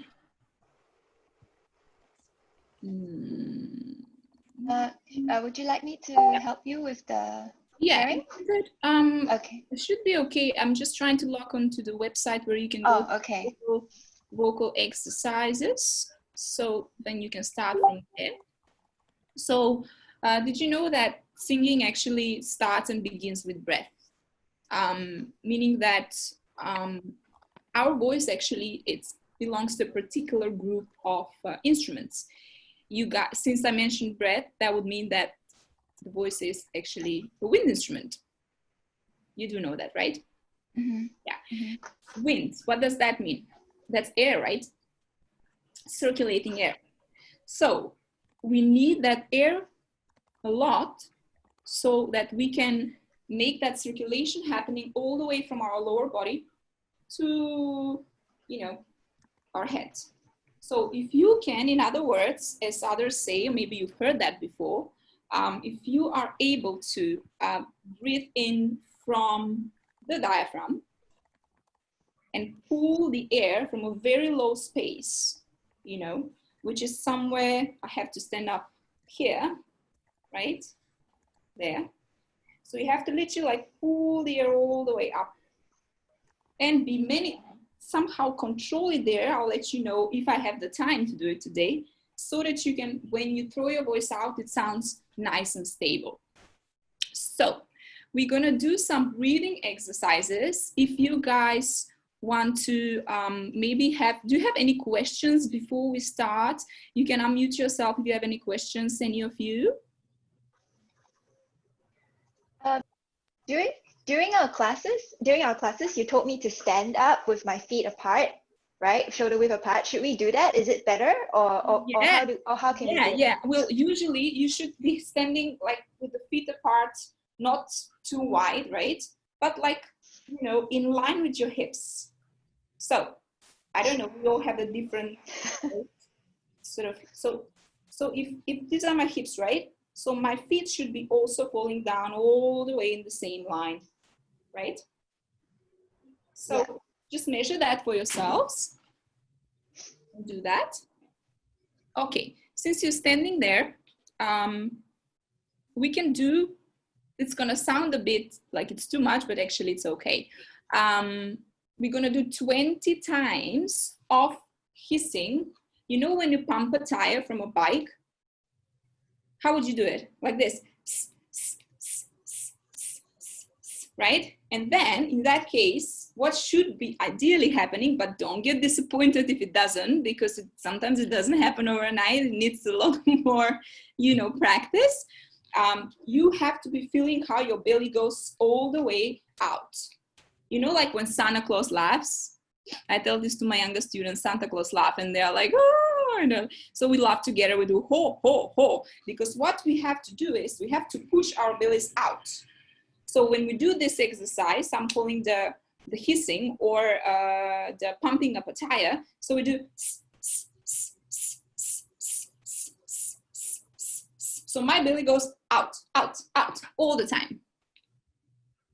All right, if you guys want to stand up, feel free to, I don't know, put your videos on or off.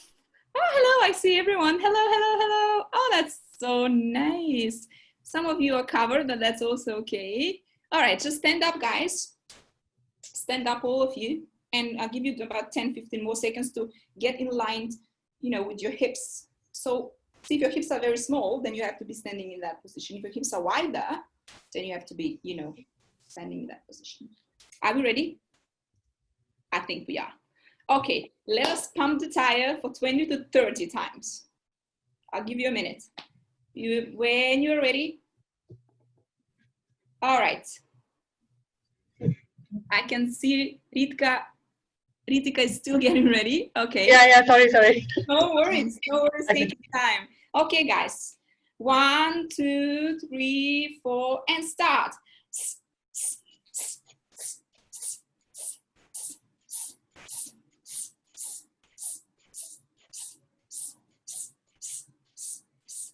That's 20. Is it tiring? It probably is. If you've never done it before, you're like, what am I doing? Let's do one more round. Get ready. 1, 2, 3, and here we go again.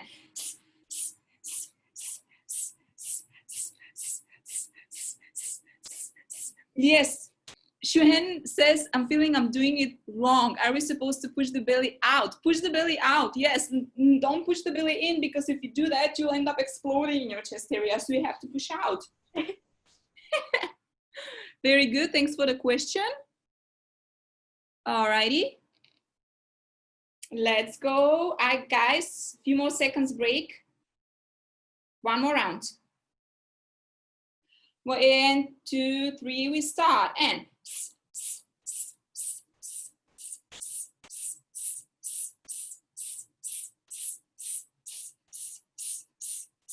whew, that was tough. My aircon is not very strong today, so I'm very warm. I guess you also are. Third round. Few seconds down. I love that background. I love that background there. Very good. Okay, 1, 2, 3, and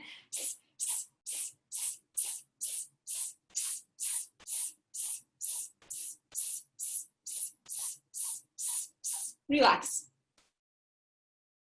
Okay, few seconds break. Let us do the last round. That will make 100, guys. So then you can congratulate yourselves. That's quite a number. One more last round. 1, 2, 3, breathing, pump it out.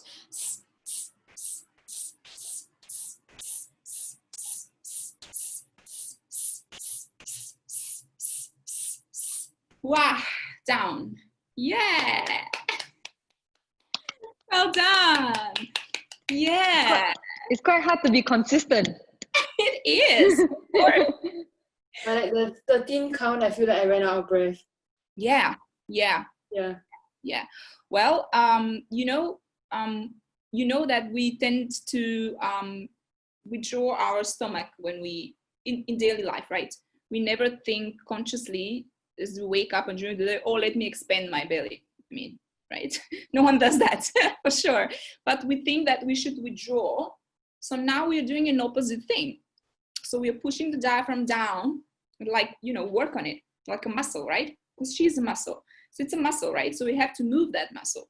So more you do, there's a variety of exercise that you can try. And then I have, probably now 5 or 6 different sort of, visualization technique with breathing that you can guys try. And you can actually do this on a daily basis for yourselves, even if you're not a singer, it's very good for you because it moves your diaphragm, it gets your organs, the air circulates everywhere. And especially as we live in this COVID-19 times, right, which affects, where it hits, right? So we really have to make sure that, we have enough lung power and that we can breathe properly. So meaning that we can actually, so we don't breathe in a shallow manner. This is what we do. We breathe in a very shallow manner. But this, if you practice this anytime, many times during the day, it's a huge, huge help for you. It really, it pushes the diaphragm down, expands your lungs, and yeah. Okay, any questions?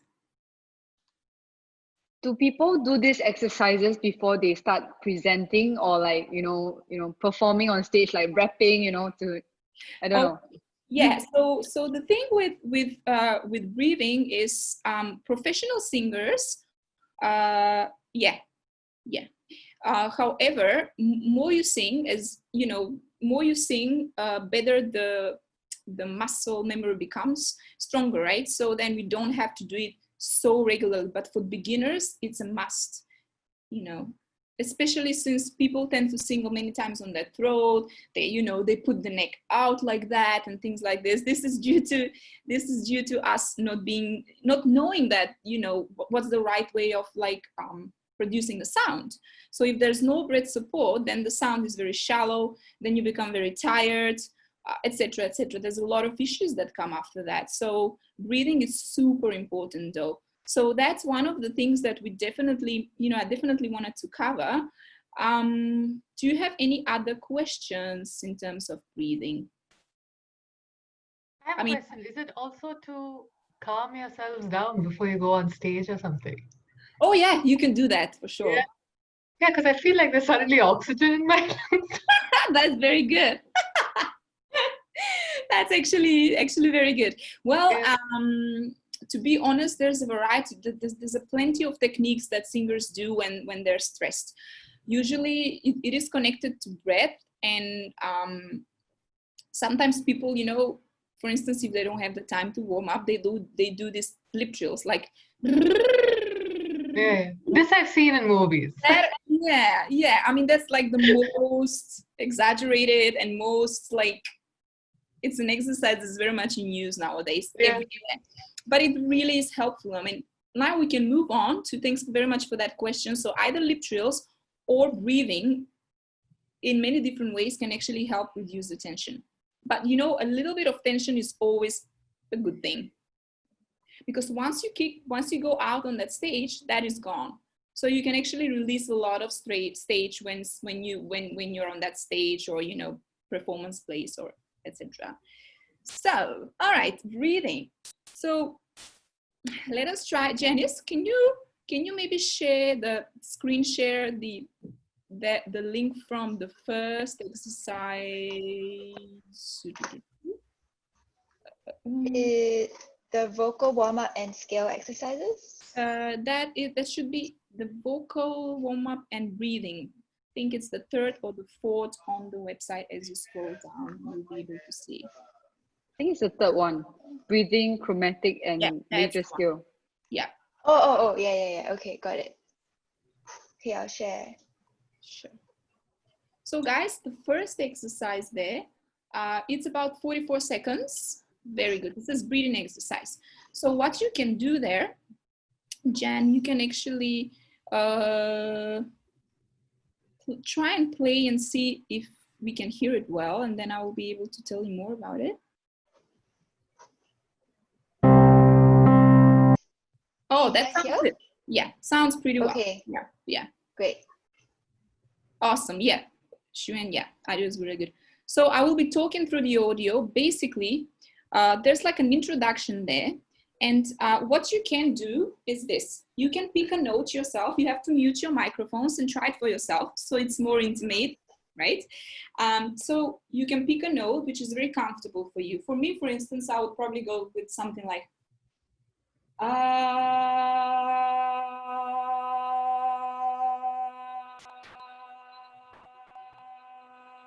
and then you have to be very consistent with this note.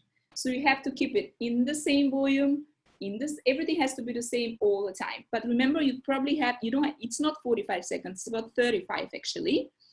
So see how much you can last holding that note.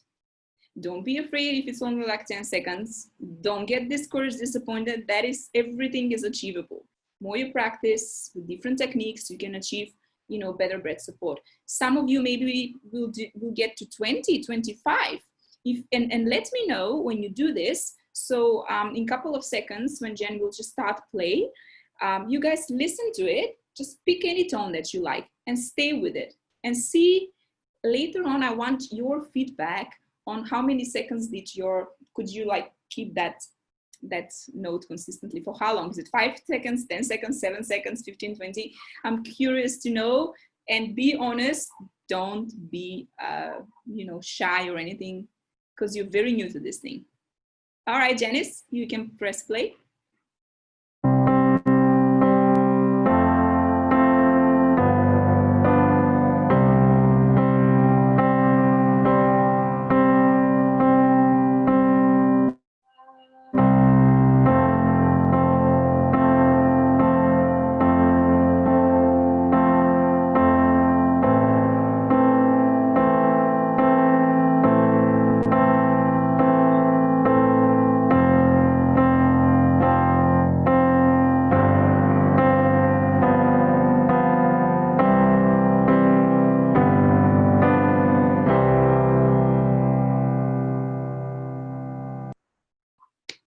Thank you. That was lovely. I saw you guys going like, I think for me, the time stopped at 24. 24? Like I couldn't, yeah. Oh, that's amazing. I also stopped at 25, by the way, this time. Well done. That means you learned something from me. I'm happy for that. What about the rest? Yeah. How about anyone? How about you guys? Was anyone really like struggling big time? It would be important that you share it here, if that's the case. Hey, Young. Yeah. I struggled at 15 seconds and I died at 20. I was like, I couldn't anymore. I was like, shut up, breath. I need the what you call it, the ventilator. 3-second mark, I was thinking, oh my god, I'm doing 45 seconds. Actually, there's like an intro there. So it's not 45, it's in essence it's 34. Yeah. Do you guys want to, okay, anyone else want to share something more? I did 18 seconds. Yeah. I did 18 too, and then like I saw Jaden stop and like That's actually like you did a good half of it. That's awesome. Thank All right. you. Do you yeah, awesome, Jason. Do you guys want to do it one more time and see, because you will probably notice how at each time there is an increase of the, so you will be more powerful this time. All right, Jen, you can start it. You guys get ready for another round. Okay.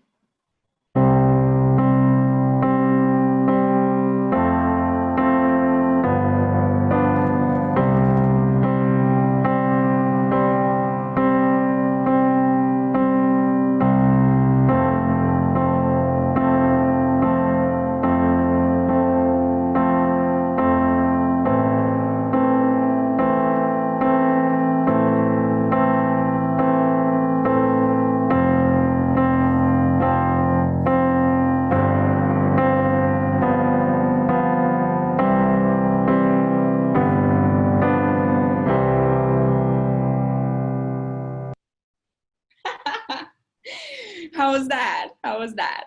Any feedback? I think I did slightly better because I took a deeper breath. You see? Yeah, because you're very intuitive with our breathing. You know, we don't do breathing. Breathing actually goes through us. You don't control heartbeat, breathing, any of that. It's just nature. So I'm sure that now you have the, if you want to, like, there's a variety, actually there's plenty of exercises there. You can just scroll all the way down and find many, many, many exercises, which actually can like entertain you, and you can have your little lessons at home basically.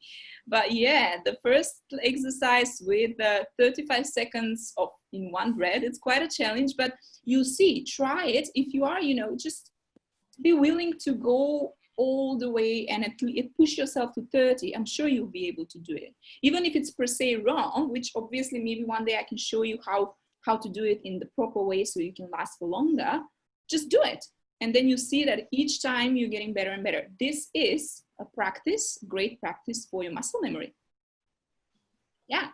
So each time you can 1 or 2 seconds more, 1 or 2 seconds more, 1 or 2 seconds more until you really go to 40, 45.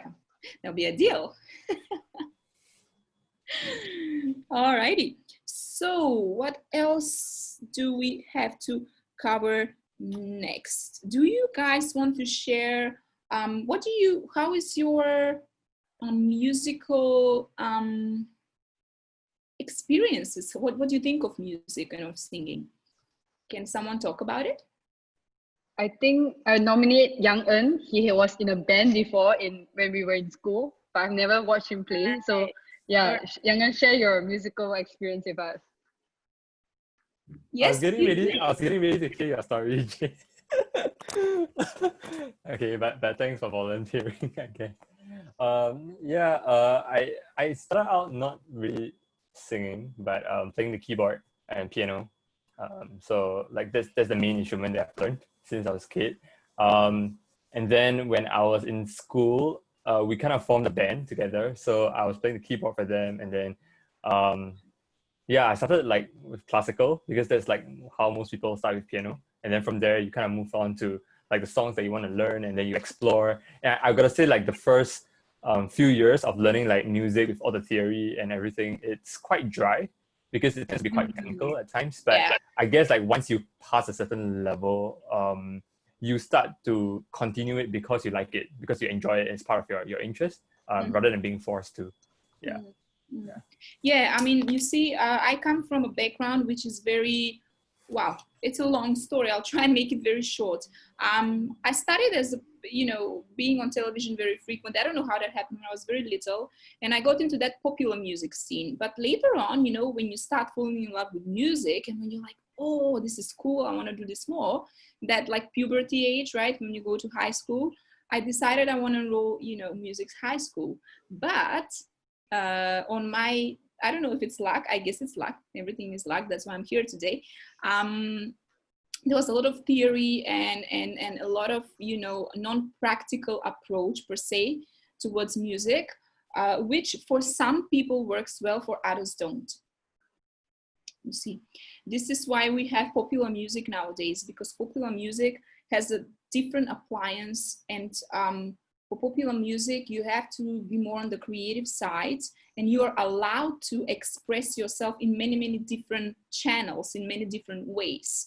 Whereas when you learn theory and all that in classical manner, it can be, as I say, some people would be like, okay, just like when doing maths, okay, let me do this. But others might find it very difficult to kind of, find their own way in this whole bubble, So I went abroad and I found a way for myself.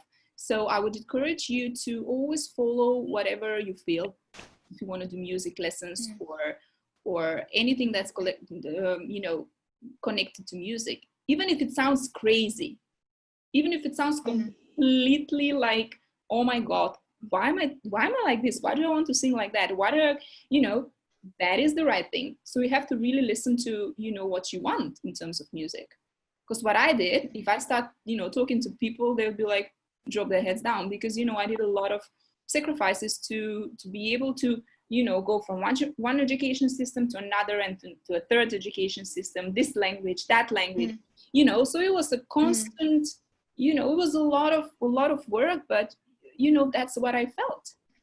So I really strongly encourage that you really listen to what you want to do. If someone wants to sing opera, please feel free to ask me questions, because I have training in that as well, and I'd be able to answer. So as I'm saying, have this open approach towards music, because it's a huge field where you can explore so much. And if you're not about the singing, you can also, improve your language skills. You can improve your breathing. You can improve your confidence can come out a bit stronger. Social skills can be really, just developed. There's so much that you can learn through music. It's incredible, but only under the condition that you're on the right, that you really like what you do musically, not to wake up in the morning and be like, oh, I have to go to this music class, that's, even though you might appreciate music, but you still want to be with the good teachers, in a good company, in a musical direction that you personally choose. It's never wasted. So that this is I have a go on, Jen. Go. I have a horror music story to share. So I took piano since I was 4, actually, and I think I got up to grade 4. But then in grade 4, somehow or rather, like, I really hated the notes on the scores, and I couldn't remember it. Or I only could remember by memory, like how I placed my fingers on the thing, and that's how I've been learning. So to a point where the teacher got so frustrated with me that she said, next time just bring a plastic bag to class, because then I can vomit blood in it. And that was like the last the last time I ever stepped back into the classroom. Oh my goodness. So that was the last of music. See? I think Jaden. Yeah. Thanks very much for sharing that. I mean, it is good that you're bringing it out there, because obviously it has left a mark in you. So yeah, Jaden. Yeah, Coach, I wanted to ask you, right, nowadays, like, life can be so stressful. Do you meet like people who wants to like embark on this singing practices just to relieve stress? Because currently I've been tuning into like gong meditation and like, really liking the hand pans and stuff like that. So I think that music is very therapeutic, and it will be a great direction for more people to explore it in that way, to get it out there. No, it's great. I mean, to be honest, here in Singapore especially, and at the studio, I have accepted people who literally, I mean, if someone will be listening to this in future, they will definitely find themselves here. All the way from participants who are, very much on the beginning level, that have even difficulty to like open their mouth and say, all the way to students that I'm getting ready to, Trinity rock and pop exams and that.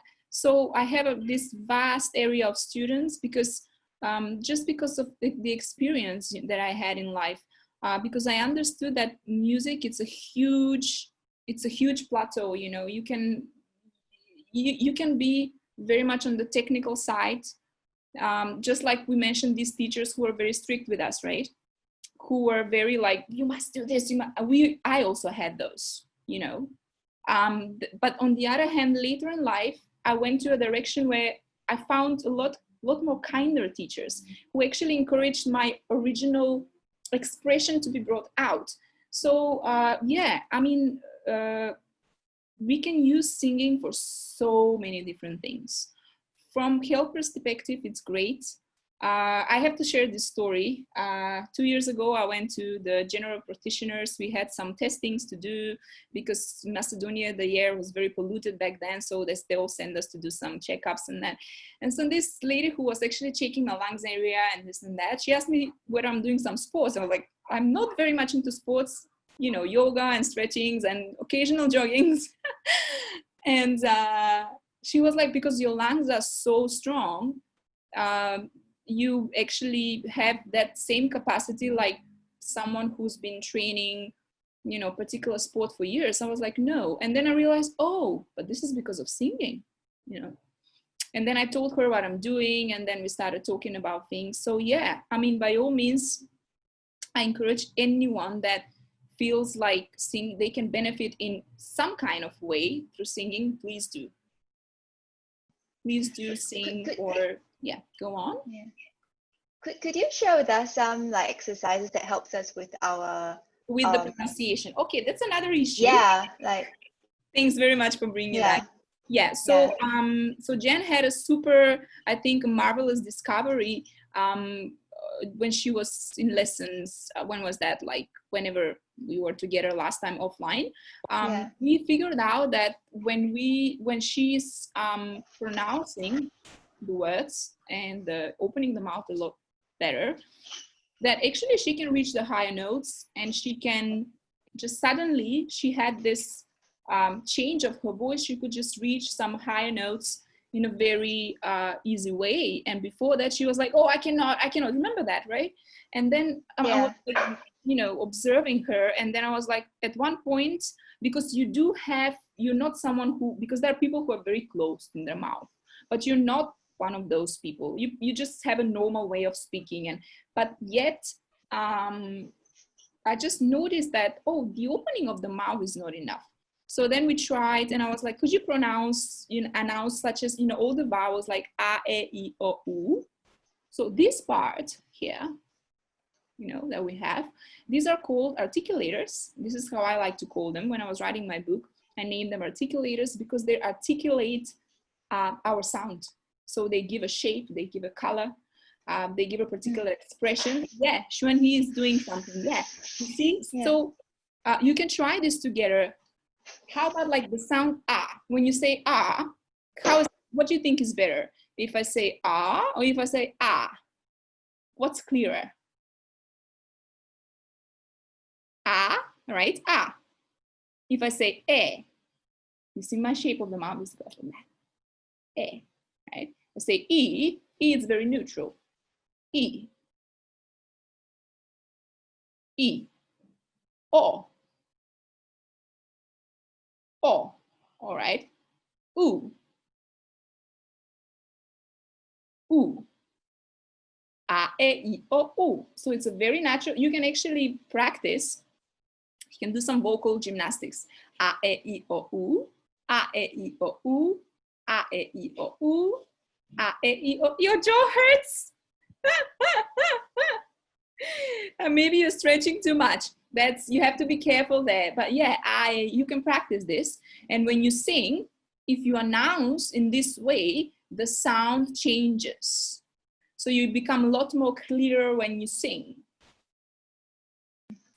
Yeah, it's so crazy because like when I'm singing without you telling me before, I feel like I'm already opening my mouth really big. And if I open my mouth any bigger, it's just terrible, right? But like, I wasn't.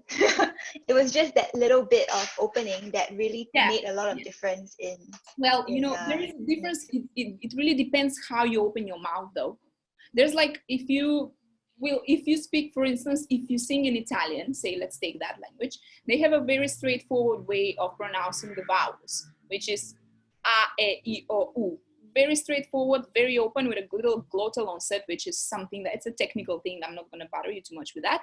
A, e, I, o, u. Now, it depends in which language do you sing. Where you sing in English, you don't have to announce as much, but you still have to use this area a lot, which many people are not aware until they get to a point of, you know, they practice singing for so long and they're like, the sound is not good, it's not coming out. You'll, yeah, if you're not using this, then of course it may affect your sound. Which is why JHO can sing without. Who's that? Who's this person who can sing without? All right, hello Leo. JHO is a Chinese artist, but he's known for like mumbling voice, like da, da, da, da, da, and yeah, I don't.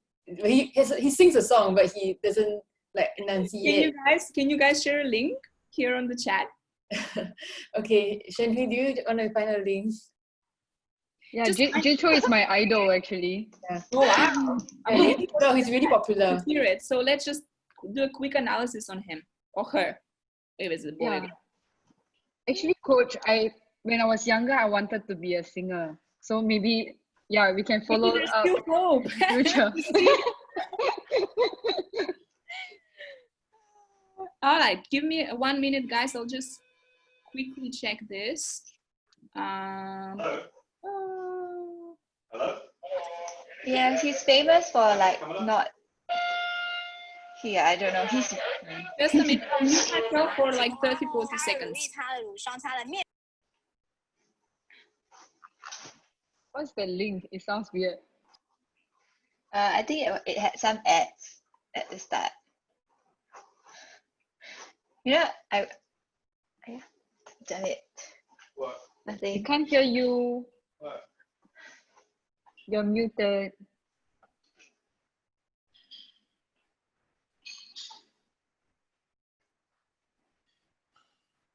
Yeah, I had to, hey guys, I had to mute myself because that way I can hear.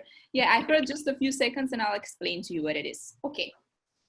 This is where we come to this popular music genres. We have a course opening from June, which I will be guiding. It's very exciting. We can share some more details later with you. It's about genres of music. What I heard from this guy is that I heard he's a balladier, someone who just sings ballads a lot. Is that correct? Am I right? Or is it? Yeah, which means that when you sing ballads, I think also Chinese way of singing is not so announced, right? So it's more in, and it's more like nasal, but closed nasal somehow. You tend to like withdraw the sound a lot, see? Am I right? Yeah, I think so. Like I know some friends that can sing like when they go sing karaoke at Chinese songs, but they can't do like pop, like English songs like Beyonce. Yeah. This is exactly because there's the technical stuff that it's connected to this region and a lot more other things. But mainly, if you talk about techniques and reaching the note in a good way, we have to like open that area and that put that voice in the front here usually. Whereas in Chinese, I think it's very that like very nasal, but you don't tend to like bring it forward. You kind of keep it nasal and very like high here. That's what I've noticed. But you know what, with the right training, sometimes it takes a lot of time for us to change a habit, you know. For me, it also took me, quite a few years to understand all these things that I'm like teaching these days.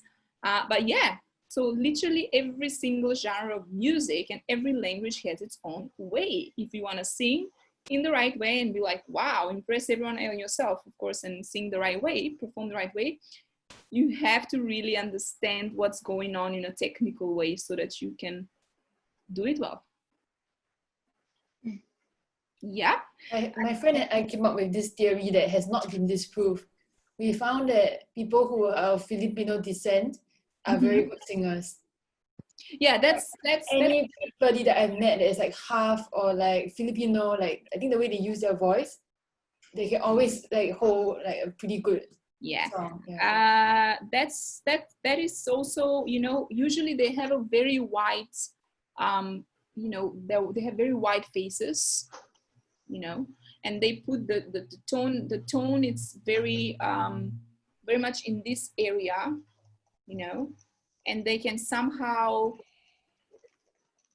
just how they're built in their face. There's a huge difference, you know. If you look at Celine Dion, for instance, her tone is very sharp.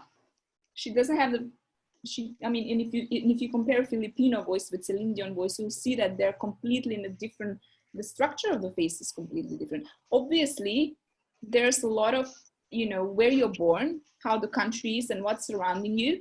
It's also very important. But Filipinos, yeah, and they love imitating other singers and they do it really well.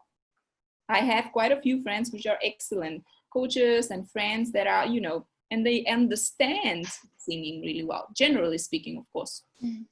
Yeah. All right, guys, any questions? I've been monologuing for the last 10 minutes. I think we're gonna have to, to wrap up very soon. Please let me know if there's anything else that you really like to know today and to just ask me at the moment. I think it has been really great so far. Yeah, maybe we can take a lesson from you. It would be great. Yeah, I think it will be very enlightening. We are getting a lot of things, you know, in place during the lockdown. We have was working on a different curriculum, and I'm bringing some very different things to the plate in the school at the moment.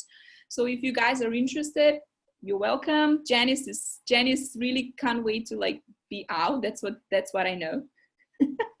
Yeah. I'll see Janice. Yeah, I want to go back to the studio. Yeah, you wanted to share something about the We Are Here For You thing, right? Yeah. We Are Here For You series. So basically, these series are called We Are Here For You. So we are running these workshops, short workshops for people, you know, in need, for people who really like and appreciate singing. So if you have any feedbacks, there's a Google form that, if you don't mind, when we finish the call now, if you guys literally have 1 more minute left, I would really appreciate that you fill all the details in the Google form, and then, you know, say what you think about the workshop. Was it, you know, you see the questions, be honest, that's fine. We accept criticism too, because we can learn from it. Be whatever you want to say, you can share that. It literally takes like a minute from your time. It would be very meaningful for me and for the school so if you can do that. And lastly, Janice, thank you so much for having me today. Yeah, thank you for taking some time, 45 minutes to stand with us. Yeah. Thank you very much. Can't wait to go back to the studio. I think you're a very interesting group. I'm very looking forward to eventually see you all one day. And thanks so much for having me again. And yes, stay well, stay healthy. Thank you. Breathe in and out as much as you can. Yeah. For your time. I will. Yeah, I will also share your Facebook page, because over there are also some videos of warm-up exercises and all of that stuff as well. Yeah. Anything that you can find from me on Facebook, please feel free to add me if you wish, because, you know, I'm open to adding friends. I've got a fan page as well. Obviously for the studio, you know where to get in touch with. There's some noise coming out from there. Sorry about that. I don't know what that is. Okay. All right. Okay. Guys. Thank you so much. Coach Bayana. Thank you. My pleasure. Bye. See you soon. Bye. Have a great day. Thank you. You too. Have a great day. Bye-bye. Happy weekend. Thank you. Bye. Thank you. Bye. Everybody. Jaden. So are we guys going to Gather Town now? Okay, how many I'm tired. survivors? I'm gonna be on Gather Town my bed. Okay, So we're we can still send live, a by link. the way. Huh? Okay, let's We're end the still live. session. All right, any closing statements, Jaden? No, thanks for tuning in, and we are so happy. I think all the sessions has been great. I've been learning a lot. Yeah, thank you everyone. Yeah, I still want to check out Gather Town if you guys are I'll paste the link. Yeah, could you paste the link to yeah. Bye, guys. I'll paste Bye-bye. the link. Okay, see you guys on Gather Town. Yeah, see you guys on Gather Town. Yeah. It's like what do you describe Gather Town as? It's like a throwback to the 80s Game Boy style of networking. Okay, so open the session before I end this chat. Yeah. See you guys. Let's hang out over there if you're up for it. For a short one. Bye-bye. See you then. Bye. Bye, guys.